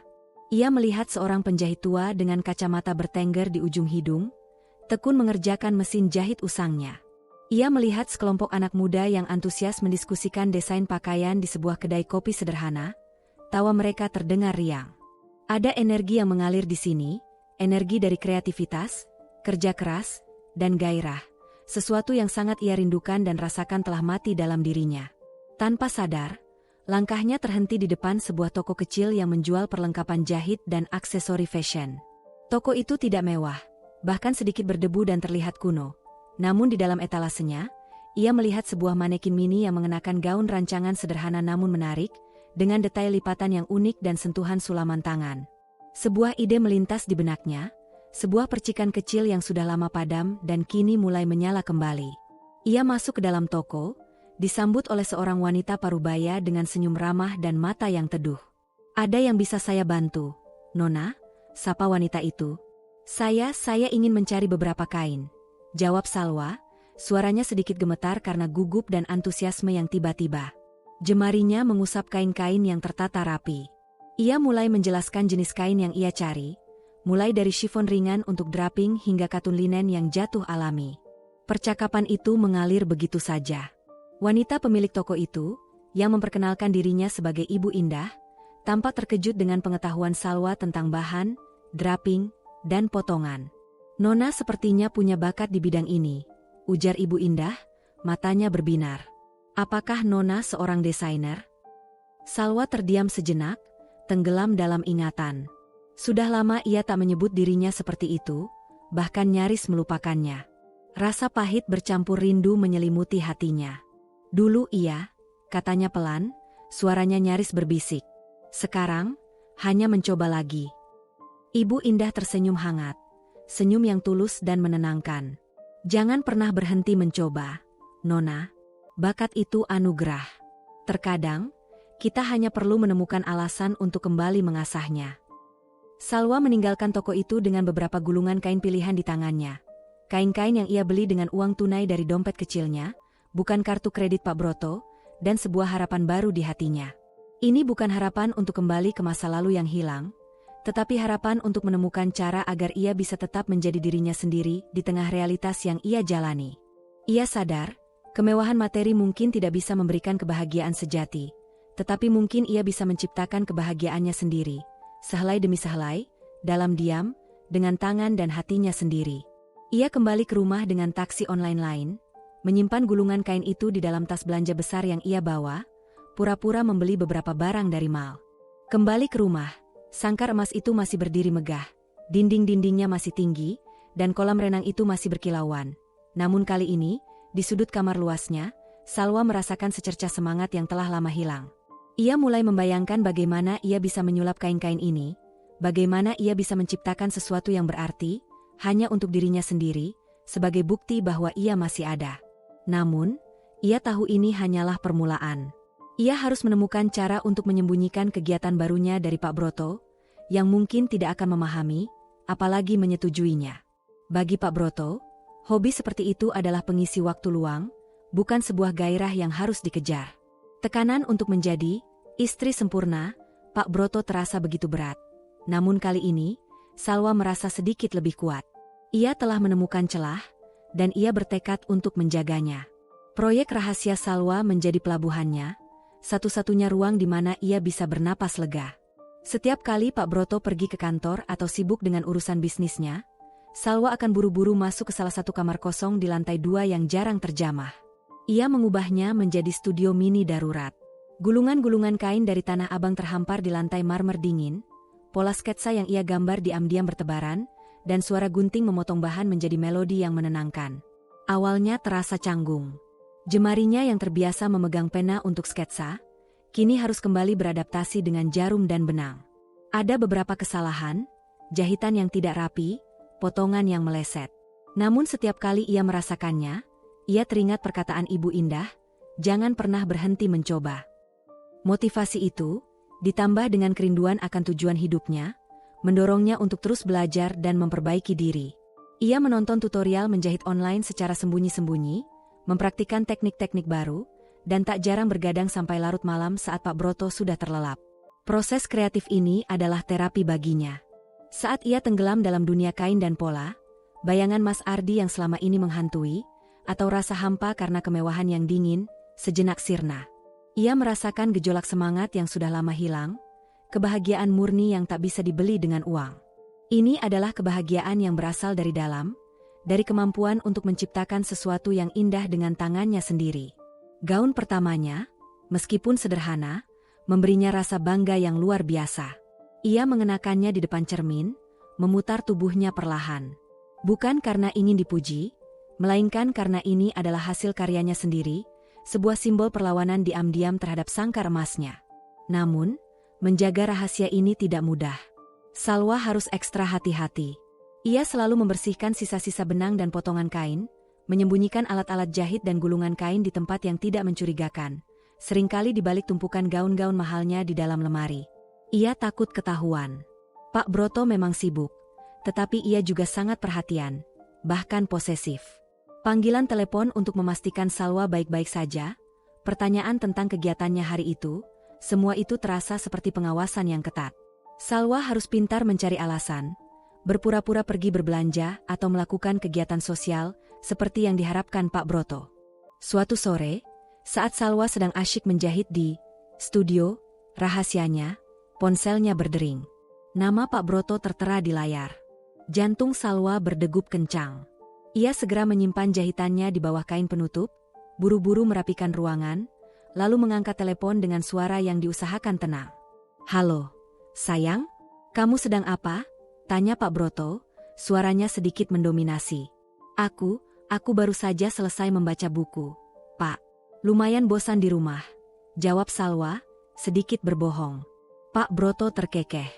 "Oh, begitu. Nanti malam kita makan malam di luar ya. Aku sudah reservasi di restoran Prancis langgananku. Kenakan gaun yang kubelikan minggu lalu, ya?" Salwa mengangguk, meski ia tahu Pak Broto tidak bisa melihatnya. "Baik, Pak." Setelah panggilan itu berakhir, Salwa merasakan gejolak emosi. Ada kegembiraan karena berhasil menjaga rahasianya, tetapi juga sedikit rasa bersalah karena terus berbohong pada suaminya. Di satu sisi, ia merasa bersalah karena menyembunyikan bagian dari dirinya dari Pak Broto yang baik dan dermawan. Namun di sisi lain, ia tahu Pak Broto tidak akan pernah mengerti. Impiannya, gairahnya, semua itu terasa tak berarti di mata Pak Broto. Jika ia harus memilih antara kejujuran yang akan memadamkan semangatnya, atau rahasia yang memberinya kehidupan, Salwa merasa ia tak punya pilihan lain. Ia terus melanjutkan proyek kecilnya, dengan setiap jahitan menjadi simbol perlawanan dan harapan. Setiap gaun yang tercipta adalah sebuah bisikan kebebasan di tengah sangkar emasnya. Salwa tahu, ini mungkin tidak akan mengubah hidupnya secara drastis. Tapi setidaknya, ia bisa merasa sedikit lebih hidup, sedikit lebih menjadi dirinya sendiri. Pertanyaannya sekarang, sampai kapan ia bisa menyembunyikan rahasia ini, dan apakah kemewahan yang selalu mengawasinya akan mencium jejak pelarian kecilnya ini? Beberapa minggu berlalu, dan proyek rahasia Salwa berjalan lebih lancar dari dugaannya. Ia mulai terbiasa dengan jadwalnya. Pagi hari menjalani peran istri sempurna, siang hari menjadi perancang busana di kamar rahasianya. Setiap gaun yang berhasil ia selesaikan memberinya kekuatan dan rasa kepuasan yang mendalam. Gaun-gaun itu, meskipun tidak diperuntukkan untuk dipamerkan, adalah perwujudan mimpinya yang pernah terkubur. Setiap jahitan adalah bisikan perlawanan, setiap pola adalah teriakan jiwa yang haus akan kebebasan. Suatu sore, saat Salwa sedang asyik menjahit sebuah dress berbahan brokat berwarna marun yang elegan, dengan detail draping yang rumit, ia mendengar suara mobil Pak Broto memasuki halaman. Jantungnya langsung mencelos. Ia terkejut. Biasanya, Pak Broto pulang lebih sore dari ini, bahkan tidak jarang ia lembur hingga larut malam. Dengan panik, Salwa buru-buru menyembunyikan semua alat jahit dan kain-kainnya di bawah tumpukan selimut di lemari, mengunci pintu kamar, dan mencoba mengatur napasnya yang terengah-engah sebelum keluar. "Sayang, sudah pulang?" Sapa Pak Broto dari ruang keluarga, suaranya terdengar lebih antusias dari biasanya. Raut wajahnya cerah. Salwa menghampirinya dengan senyum tipis, berusaha menyembunyikan kegugupan. "Ada apa, Pak? Pulang lebih cepat dari biasanya?" Pak Broto tersenyum lebar, menunjukkan deretan giginya yang putih. "Aku punya kejutan untukmu." Ia mengeluarkan sebuah kotak bludruk kecil berwarna biru tua dari saku jasnya. "Ini, untukmu." Salwa membuka kotak itu. Di dalamnya tergeletak sebuah kalung berlian yang berkilauan, memantulkan cahaya lampu kristal di ruangan itu. Desainnya modern, dengan satu butir berlian besar di tengah yang dikelilingi berlian-berlian kecil. "Pak, ini indah sekali. Tapi, kenapa tiba-tiba?" tanyanya, merasa sedikit tak nyaman dengan hadiah yang datang tanpa alasan ini. "Tidak ada kenapa-kenapa. Aku hanya ingin memberikan yang terbaik untuk istriku," jawab Pak Broto, meraih tangan Salwa dan memasangkan kalung itu di lehernya. Tangannya terasa dingin dan berat di kulit Salwa. "Kamu tahu, tadi pagi aku bertemu dengan kolega bisnisku, Tuan Hardy, dari perusahaan perhiasan. Ia melihat salah satu foto kita di mejaku, dan ia sangat memuji kecantikanmu. Ia bahkan menyarankan agar kamu menjadi brand ambassador untuk lini perhiasan terbarunya. Tentu saja aku menolaknya. Kamu adalah istriku, sayang, bukan model yang bisa dipertontonkan." Ada kilatan bangga sekaligus posesif yang jelas di mata Pak Broto. Senyumnya tegas, menandakan bahwa keputusannya adalah final dan tak terbantahkan. Salwa hanya bisa tersenyum kaku. Tawaran menjadi brand ambassador itu, meskipun hanya sekilas dan langsung dipatahkan, seolah membuka celah kecil dalam sangkar emasnya, sebuah gambaran bahwa ia memiliki potensi di luar perannya sebagai istri. Namun, Pak Broto sudah menutup celah itu bahkan sebelum Salwa sempat mempertimbangkannya. Malam itu, setelah Pak Broto terlelap pulas, Salwa tidak bisa tidur. Kalung berlian di lehernya terasa mencekik, bukan sebagai perhiasan, melainkan sebagai belenggu. Ia teringat kembali percakapannya dengan Ibu Indah di Tanah Abang, juga janji-janji pada dirinya sendiri untuk tidak menyerah. Ia menyadari, ia butuh sesuatu yang lebih dari sekadar materi, ia butuh pengakuan atas bakatnya, atas dirinya sendiri, bukan hanya sebagai pelengkap bagi citra suaminya. Keesokan harinya, takdir seolah berpihak padanya. Pak Broto harus pergi keluar kota untuk urusan bisnis penting selama beberapa hari. Ini adalah kesempatan emas bagi Salwa. Begitu mobil Pak Broto meninggalkan gerbang, ia segera kembali ke studio rahasianya. Kali ini, Ia tidak hanya sekadar menjahit. Ia mulai memikirkan cara untuk benar-benar mewujudkan impiannya, untuk membuat karyanya dilihat. Ia teringat Ibu Indah dan toko kecilnya yang hangat. Dengan keberanian yang dikumpulkan, Salwa kembali ke Tanah Abang. Kali ini, ia datang bukan sebagai pembeli biasa, melainkan sebagai seseorang yang mencari jalan. Ibu Indah menyambutnya dengan hangat, tatapannya yang teduh seolah bisa membaca kegelisahan dalam diri Salwa. Salwa menceritakan tentang mimpinya, tentang keinginannya untuk mendesain, meskipun ia tahu ini adalah risiko besar yang bisa mengancam stabilitas hidupnya saat ini. Ia tidak menyebutkan detail tentang Pak Broto, hanya mengatakan ia ingin mencari kesempatan untuk mengembangkan bakatnya. Ibu Indah mendengarkan dengan saksama, matanya yang teduh memancarkan pengertian dan empati. Nona punya bakat. Saya melihatnya dari cara Nona memilih kain dan berbicara tentang desain. Sayang sekali jika dipendam terus. Saya punya beberapa koneksi, Nona. Mungkin tidak besar, tapi ada beberapa butik kecil di Jakarta yang mencari desainer muda dengan sentuhan segar, yang berani berbeda. Mereka mungkin tertarik melihat portfolio Nona. Jantung Salwa berdegup kencang. Ini adalah secercah cahaya yang lebih terang dari yang ia bayangkan. Sebuah jalan kecil yang mungkin bisa membawanya keluar dari sangkar ini. Benarkah, Bu? Suaranya nyaris tak terdengar, penuh harap. Tentu saja. Tapi, Nona harus siap dengan konsekuensinya. Proses ini tidak mudah, dan butuh komitmen besar. Nona harus menyiapkan beberapa contoh karya terbaik Nona, dan juga harus siap jika ada penolakan. Ibu Indah menatap Salwa dengan tatapan penuh arti, seolah ingin memastikan kesungguhannya. Apakah Nona siap? Salwa memejamkan mata sejenak. Ia membayangkan kemarahan Pak Broto jika rahasia ini terbongkar, risiko besar yang ia ambil atas semua kemewahan yang diberikan. Namun, ia juga membayangkan dirinya yang dulu, Salwa yang bersemangat mengejar mimpi, Salwa yang bahagia dengan kesederhanaan namun penuh gairah. Pertarungan batinnya berlangsung cepat. Ia membuka matanya, ada tekad kuat terpancar di sana, mengalahkan segala ketakutan. Aku siap, Bu. Tekad Salwa untuk mengambil langkah berani telah terpatri kuat, membakar semangat yang selama ini tertidur. Berbekal janji Ibu Indah, ia menghabiskan hari-hari Pak Broto di luar kota untuk menyiapkan portofolio terbaiknya. Kamar rahasia di lantai 2 yang dulunya sunyi kini menjadi saksi bisu setiap jahitan yang ia lakukan, setiap pola yang ia rangkai dengan penuh harapan dan ketelitian. Ia mendesain 3 gaun yang paling mencerminkan gaya dan visinya. 1 gaun koktail yang elegan dengan sentuhan modern, 1 gaun kasual yang anggun namun nyaman untuk siang hari, dan 1 dress malam yang dramatis dengan aksen sulaman tangan yang halus, terinspirasi dari motif-motif tradisional yang ia pelajari. Setiap gaun adalah refleksi dari dirinya yang sesungguhnya, sebuah pernyataan bisu atas bakat yang tak ingin ia biarkan mati dalam sangkar emas. Setelah Pak Broto kembali dan kehidupan kembali ke rutinitas normalnya, Salwa harus lebih cerdik mengatur waktunya. Ia akan beralasan pergi ke salon untuk perawatan diri atau menjenguk ibu di rumah sakit, padahal tujuan utamanya adalah toko Ibu Indah di Tanah Abang.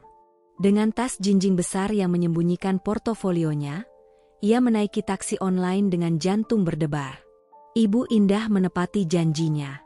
Beberapa hari setelah Salwa menunjukkan portfolionya, Ibu Indah memberikan 2 nama dan alamat butik kecil di area Jakarta Selatan yang dikenal dengan koleksi desainer lokal mereka. Mereka butik yang bagus, Nona Salwa, kata Ibu Indah saat Salwa datang menemuinya lagi. Pemiliknya punya mata yang tajam untuk bakat baru. Tapi ingat, persaingan ketat. Siapkan mentalmu untuk segala kemungkinan, ya. Salwa merasakan campuran antara kegembiraan yang membuncah dan ketegangan yang mencekam. Ini adalah kesempatan yang ia dambakan sepanjang hidupnya, sekaligus risiko yang sangat besar. Jika Pak Broto tahu, ia tidak bisa membayangkan kemarahan dan kekecewaan yang akan ia timbulkan. Pikirannya sejenak melayang pada Mas Ardi, yang selalu mendukung mimpinya tanpa syarat, yang selalu melihat potensi dalam dirinya jauh sebelum ada kemewahan ini. Andai saja Mas Ardi ada di sini untuk melihat ini, batinnya, ada sedikit rasa nyeri di hatinya. 2 hari kemudian, Dengan portfolio berisi 3 gaun yang ia kemas rapi dalam tas jinjing besar, Salwa pergi ke butik pertama yang direkomendasikan Ibu Indah, Elegance Mode. Butik itu mungil namun berkelas, memancarkan aura eksklusif, menampilkan koleksi yang unik dan berkarakter. Pemiliknya, seorang wanita parubaya bernama Burani, menyambutnya dengan ramah namun tatapannya tajam dan menilai, seolah bisa melihat menembus setiap detail. Salwa mempresentasikan karyanya dengan gugup. Tangannya sedikit gemetar saat ia mengeluarkan setiap gaun dan meletakkannya di atas meja. Ia menjelaskan setiap detail desain, setiap pilihan kain, dan setiap inspirasi di balik idenya dengan suara yang diusahakan mantap. Burani mendengarkan dengan saksama, sesekali mengangguk, namun raut wajahnya tetap datar. Setelah Salwa selesai, keheningan menyelimuti ruangan, terasa begitu berat. Salwa menahan napas, menunggu keputusan yang akan menentukan nasib impiannya. "Karya-karyamu menarik, Nona Salwa," kata Burani akhirnya, suaranya tenang namun lugas. "Ada sentuhan yang unik, berbeda, terutama pada pemilihan bahan dan konsepmu. Saya suka keberanianmu dalam memadukan tekstur yang tidak lazim. Tapi..." Ia berhenti sejenak, membuat jantung Salwa berdegup kencang. "Pola jahitanmu masih perlu banyak diasah. Terutama di bagian finishing, detail kecil, dan draping yang lebih kompleks. Ini masih terlihat seperti karya amatir yang memiliki potensi besar, tapi belum matang." Kata-kata itu menghantam Salwa. Rasa kecewa menusuk hatinya, namun ia berusaha menahannya agar tidak terlihat. Ia tahu Burani benar. Ia menyadari kekurangan dalam jahitannya karena ia belajar secara otodidak dan dalam keterbatasan waktu. "Saya mengerti, Bu," jawabnya pelan, mengangguk. Burani tersenyum tipis, senyum yang tidak menghakimi melainkan penuh bimbingan. "Jangan putus asa. Ini adalah umpan balik, bukan penolakan total. Saya melihat potensi besar dalam dirimu, Salwa. Tapi untuk butik saya, yang mengutamakan kualitas jahitan setara desainer profesional dan ready-to-wear eksklusif, ini belum memenuhi standar. Mungkin kamu bisa mencoba mencari butik yang lebih fleksibel, atau terus berlatih hingga kualitas jahitanmu setara dengan desainmu yang sudah bagus." Meski kecewa, Salwa berterima kasih dengan tulus dan meninggalkan butik itu dengan kepala tegak. Perkataan Burani seolah menjadi pengingat bahwa ia tak boleh cepat berpuas diri, bahwa jalan ini membutuhkan dedikasi dan pembelajaran tiada henti. Ia tidak patah semangat. Ia memutuskan untuk tidak langsung menyerah. Tujuan selanjutnya adalah butik kedua, Pesona Nusantara. Berbeda dengan Elegance Mode yang modern dan minimalis, butik ini lebih menonjolkan sentuhan etnik dan tradisional yang dikemas secara kontemporer dengan pernak-pernik khas Indonesia. Di sana, Salwa bertemu dengan pemiliknya, seorang desainer muda bernama Fanya, yang tampak jauh lebih santai, ramah, dan berpikiran terbuka. Fanya melihat portfolio Salwa dengan mata berbinar-binar, ekspresinya penuh kekaguman. Ia memegang gaun-gaun itu, meraba kainnya, dan mengagumi pola sketsa Salwa. "Wow, ini menarik sekali. Ada cerita di setiap desainmu, Nona Salwa," seru Fanya, penuh antusiasme. "Saya suka keberanianmu dalam memadukan motif tradisional dengan siluet modern. Kebetulan sekali, saya sedang mencari desainer tamu untuk kolaborasi kecil untuk koleksi musim semi kami. Konsepnya fresh dan belum banyak dikenal, cocok sekali dengan gayamu." Jantung Salwa serasa melompat dari tempatnya. Ini adalah secercah cahaya yang lebih terang dari yang ia bayangkan. Sebuah jalan kecil yang mungkin bisa membawanya keluar dari sangkar ini. "Benarkah?" tanyanya, tak percaya. "Ya, tentu saja. Ini bukan kolaborasi besar seperti desainer yang sudah punya nama besar. Ya, ini lebih ke kesempatan untuk menunjukkan karyamu kepada publik dan mendapatkan pengalaman nyata," jelas Fanya, tersenyum ramah. "Ada satu gaunmu ini." Fanya menunjuk gaun brokat marun dengan detail draping unik, yang sangat cocok dengan tema yang sedang kami kembangkan, Kisah Senja Nusantara. "Kalau kamu bersedia, kita bisa mulai dengan 1 atau 2 piece terlebih dahulu. Kami bisa bantu untuk proses jahitnya agar kualitasnya sesuai standar butik, dan kamu bisa belajar langsung dari tim penjahit kami. Bagaimana?" Tawaran ini adalah lebih dari yang Salwa harapkan. Ia tidak hanya mendapatkan kesempatan untuk karyanya dilihat, tetapi juga bimbingan dan bantuan profesional untuk menyempurnakan jahitannya. Ini adalah jembatan menuju dunia yang ia impikan. Aku bersedia, Fanya. Tentu saja, jawab Salwa, suaranya dipenuhi kegembiraan yang tak bisa ia sembunyikan lagi. Senyum tulus akhirnya kembali mengembang di bibirnya, senyum yang sudah lama hilang di tengah kemewahan sangkar emasnya. Ini adalah langkah pertamanya, langkah kecil namun signifikan, menuju kebebasan yang ia rindukan. Namun, ia tahu, perjalanan ini baru saja dimulai, dan tantangan terbesar, menyembunyikan ini semua dari Pak Broto, mungkin belum datang. Kolaborasi dengan butik, Pesona Nusantara, mengisi hari-hari Salwa dengan tujuan dan makna yang baru. Setiap kali Pak Broto berangkat kerja, dengan alasan yang ia karang dengan hati-hati, Salwa segera bergegas ke butik Fanya yang terletak di salah satu gang tersembunyi di Jakarta Selatan. Di sana, ia bukan lagi Nyonya Broto yang pasif dan hanya menikmati kemewahan, melainkan Salwa, seorang desainer yang penuh ide dan semangat. Ia belajar banyak dari tim penjahit butik, menyempurnakan teknik jahitan, dan memahami lebih dalam seluk-beluk dunia fashion yang dinamis. Fanya, dengan semangat muda dan visi terbukanya, tidak hanya menjadi rekan kerja tetapi juga mentor sekaligus teman bagi Salwa. Mereka sering berdiskusi tentang konsep desain, tren pasar terbaru, hingga tantangan desainer lokal dalam menembus industri. Salwa merasa jiwanya hidup kembali di antara gulungan kain dan suara mesin jahit. Namun, semua ini harus diselimuti rapat oleh jaringan kebohongan yang semakin rumit. Salwa selalu beralasan ada pertemuan dengan komunitas sosial yang sedang ia ikuti, atau kelas yoga eksklusif yang memakan waktu lama, atau bahkan sesi terapi fisik untuk ibunya yang ia panjangkan jadwalnya. Pak Broto, yang sibuk dengan pekerjaannya dan terbuai dalam citra, istri sempurna, yang ia ciptakan, tampaknya tidak curiga. Ia senang melihat Salwa memiliki aktivitas di luar rumah, menganggapnya sebagai bagian dari gaya hidup sosialita yang ia harapkan dan inginkan. Namun, di balik senyum dan anggukan setuju Pak Broto, Salwa selalu merasakan tekanan dan rasa bersalah yang menggerogoti. Setiap hari adalah pertarungan batin antara kebahagiaan yang ia temukan di dunia fashion dengan kebenaran yang ia sembunyikan. Beban rahasia itu semakin berat, terasa seperti tali yang perlahan melilit lehernya. Suatu sore, saat Salwa sedang dalam perjalanan pulang dari butik Fanya, taksi online yang ia tumpangi terjebak kemacetan parah di kawasan Senopati yang ramai. Salwa menghela napas panjang, menatap keluar jendela yang berembun, dan pandangannya berhenti pada sebuah kafe kopi kecil dengan desain industrial yang sedang ramai dikunjungi. Kafe itu tampak ramai, dengan beberapa orang duduk di luar, menikmati suasana sore yang mulai meredup. Seketika, jantungnya berdebar kencang, nyaris melompat keluar dari dadanya. Ia melihatnya.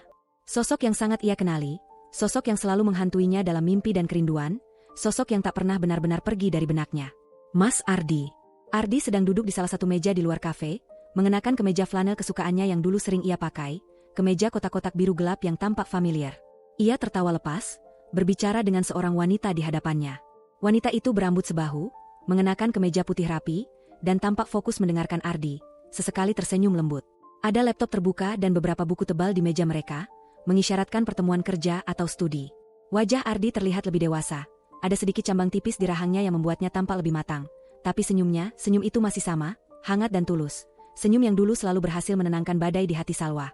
Salwa terpaku, matanya tak bisa berpaling. Ini adalah pertemuan pertama mereka secara langsung sejak hari pernikahan Salwa yang menyakitkan. Sejak ia mengucapkan, ya, pada kehidupan yang berbeda. Napasnya tercekat, seolah udara tiba-tiba menipis di dalam taksi. Berbagai memori menerpa dan berputar di benaknya.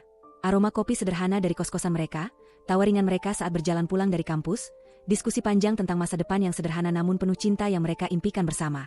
Rasa bersalah dan rindu bercampur aduk, menciptakan gelombang emosi yang dahsyat dan menyakitkan di dada Salwa.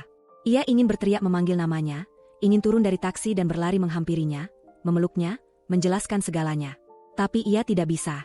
Ia berada di dalam taksi mewah berpendingin udara, mengenakan pakaian rapi dari butik mahal yang ia beli dengan uang Pak Broto, dan sebuah cincin berlian melingkar di jari manisnya, berkilauan di bawah cahaya senja. Jarak di antara mereka bukan hanya fisik, melainkan jurang perbedaan dunia yang telah ia pilih dan jalani. Ardi tampak bahagia, atau setidaknya tenang dan nyaman dengan kehidupannya. Wanita di depannya sesekali mengangguk dan tersenyum, interaksi mereka terlihat begitu alami dan akrab. Apakah itu kekasih barunya? Apakah Ardi sudah menemukan pengganti dirinya? Seseorang yang bisa memberinya kebahagiaan yang pantas ia dapatkan?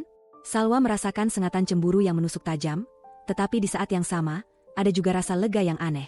Lega karena Ardi bisa melanjutkan hidupnya, menemukan kebahagiaan yang mungkin tak bisa ia berikan karena pilihannya sendiri. Taksi mulai bergerak perlahan, memutus pandangan Salwa dari kafe itu. Salwa memejamkan mata erat, berusaha menghapus bayangan Ardi dan wanita di sampingnya. Ketika ia membuka mata lagi, taksi sudah menjauh, dan kafe itu hanya tinggal titik kecil di kaca spion. Pertemuan tak terduga ini meninggalkan luka lama yang terbuka kembali, tetapi juga memicu pertanyaan baru yang mengganggu jiwanya. Apakah ia menyesali keputusannya? Apakah ia akan pernah menemukan kebahagiaan sejati, kebahagiaan yang tulus dan tanpa syarat, seperti yang Ardi kini miliki? Atau apakah ia ditakdirkan untuk selamanya hidup dalam kemewahan yang kosong? Sesampainya di rumah, sangkar emas itu terasa lebih menyesakkan dari sebelumnya. Kemewahan yang dingin itu kini disertai dengan beban pengkhianatan dan penyesalan yang tak terucapkan. Proyek fashionnya, yang tadinya memberinya semangat dan pelarian, kini terasa seperti komplikasi baru dalam hidupnya yang rumit, menjauhkannya dari kebenaran yang harus ia hadapi. Salwa tahu, ia tidak bisa terus hidup dalam dua dunia ini. Cepat atau lambat, jaringan kebohongannya akan terbongkar, dan ia harus siap menghadapi konsekuensinya. Ia harus memilih. Pertemuan singkat dengan Ardi di Senopati meninggalkan jejak yang dalam, mengoyak ketenangan semu yang selama ini Salwa bangun. Bayangan wajah Ardi, tawanya, dan keberadaan wanita di sampingnya, terus menghantuinya seperti mimpi buruk di siang bolong. Setiap jahitan yang ia lakukan kini terasa diwarnai oleh keraguan dan penyesalan yang mendalam. Apakah ia sudah membuat pilihan yang benar? Apakah kebahagiaan yang ia kejar dalam dunia fashion ini hanyalah pelarian dari kenyataan pahit yang ia ciptakan sendiri, sebuah janji yang ia ingkari pada dirinya sendiri? Ia mencoba menghubungi Fanya, membatalkan janji pertemuan esok harinya dengan alasan mendadak tidak enak badan. Salwa membutuhkan waktu sendirian untuk merenungi gejolak di hatinya yang kini terasa seperti badai. Ia menghabiskan sisa hari itu di kamar luasnya, menatap langit-langit yang tinggi, merasakan dinginnya kemewahan yang mengelilinginya. Gaun-gaun yang ia ciptakan, yang tadinya memberinya semangat dan gairah, kini tergeletak seperti bisu, tak mampu mengisi kekosongan yang ia rasakan. Hatinya terasa berat, diliputi kepahitan. Keesokan harinya, Pak Broto pulang dari luar kota. Ia datang dengan senyum cerah dan membawa beberapa hadiah mewah yang terbungkus rapi. Tas tangan merek terkenal dari Paris dan sepasang sepatu hak tinggi yang berkilauan, bertatahkan permata kecil. "Aku tahu kamu pasti merindukanku, sayang," katanya, memeluk Salwa erat. Pelukan itu terasa hampa, sebuah formalitas yang tak menyentuh jiwa. Aroma parfum mahal Pak Broto yang khas dan menyesakkan napas Salwa, semakin membuat dirinya merasa tercekik. "Aku juga merindukanmu, Pak," jawab Salwa, berusaha menampilkan senyum terbaiknya, senyum yang terasa kaku dan palsu di bibirnya. Ia menerima hadiah itu dengan basa-basi terima kasih, memegangnya seolah memegang beban berat. Beratnya tas dan sepatu itu seolah menjadi beban yang semakin menghimpit jiwanya. Di meja makan malam, Pak Broto bercerita panjang lebar tentang kesuksesan bisnisnya di luar kota. Ia sangat antusias, matanya berbinar saat berbicara tentang proyek-proyek besar dan rencana ekspansi perusahaannya. "Aku ingin kamu ikut bersamaku ke acara peresmian nanti, Salwa. Ini adalah proyek properti terbesar yang pernah kudapatkan. Aku ingin istriku ada di sampingku, melihat betapa suksesnya suamimu, dan menjadi bagian dari momen bersejarah ini." Salwa hanya mengangguk, mencoba menunjukkan ketertarikan. Pikirannya melayang. Peresmian itu akan sangat formal, dengan banyak tokoh penting, pengusaha besar, dan pejabat. Ia harus mengenakan gaun mahal, tersenyum, dan berperan sebagai istri yang sempurna, mendukung suaminya. Peran yang semakin lama semakin terasa asing dan menjerat baginya. Ia merasa seperti sebuah objek pajangan. Di tengah percakapan yang terasa panjang dan membosankan itu, Pak Broto tiba-tiba menatap Salwa dengan tatapan menyelidik, sorot matanya tajam dan penuh pertanyaan. "Ngomong-ngomong, sayang, akhir-akhir ini kamu sering sekali keluar, ya? Kelas yoga atau pertemuan komunitas sosialmu sepertinya sangat menyita waktu. Jadwalmu padat sekali." Jantung Salwa serasa berhenti berdetak, darahnya berdesir dingin. Ia berusaha keras agar ekspresinya tidak berubah, menjaga agar suaranya tetap tenang. "Iya, Pak, aku suka sekali. Sangat bermanfaat untuk mengisi waktu luang dan bertemu banyak orang baru." Pak Broto hanya bergumam, namun tatapannya masih penuh pertanyaan, seolah mencoba membaca pikirannya. "Aku hanya khawatir kamu terlalu lelah. Atau mungkin bosan dengan semua kegiatan itu? Kamu terlihat agak berbeda. Kita bisa mencari hobi lain jika kamu mau. Klub golf misalnya, atau kursus melukis yang lebih santai di tempat yang lebih nyaman." Salwa tersenyum kaku, tangannya terkepal di bawah meja. "Tidak, Pak. Aku baik-baik saja." Ia tahu Pak Broto mulai mencium sesuatu. Firasat buruk menyelimutinya, sebuah perasaan bahwa badai akan segera datang. Apakah jaringan kebohongannya akan terbongkar? Keringat dingin mulai membasahi telapak tangannya. Ketegangan di meja makan terasa begitu pekat bagi Salwa. Meskipun Pak Broto terus berbicara dengan riang, tak menyadari kekacauan dalam diri istrinya. Salwa menyadari, ini bukan lagi tentang sekadar menyembunyikan hobinya. Ini adalah tentang hidup dalam kebenaran yang pahit, atau terus terperangkap dalam kepura-puraan yang manis. Ia tidak bisa terus menipu dirinya sendiri dan orang lain. Malam itu, setelah Pak Broto terlelap pulas dalam kemewahan ranjang mereka, Salwa tidak bisa tidur. Ia bangkit dari ranjang, langkahnya ringan menuju kamar rahasianya di lantai 2. Ia menyalakan lampu redup, menatap gaun-gaun yang belum selesai, bahan-bahan kain, dan sketsa-sketsa yang berserakan. Aroma kain dan benang yang dulu menenangkan, kini bercampur dengan bau ketakutan. Semangat yang sempat padam kini kembali menyala, bercampur dengan ketakutan yang mencekik. Ia telah memulai jalan ini, jalan yang memberinya sedikit kehidupan, sedikit cahaya di tengah kegelapan. Ia tidak bisa menyerah sekarang, ia tidak bisa kembali ke titik nol. Namun, ia tahu badai sedang mendekat. Tatapan curiga Pak Broto dan pertemuan tak terduga dengan Ardi telah mengacaukan ketenangannya, mendorongnya ke tepi jurang. Salwa menyadari, keputusan besar harus segera diambil. Ia tidak bisa terus berada di tengah-tengah dua dunia yang saling bertolak belakang ini, menariknya dari berbagai arah. Pilihan ada di tangannya. Bertahan dalam sangkar emas yang mematikan jiwanya, atau mengambil risiko besar demi kebebasan dan kebahagiaan sejati.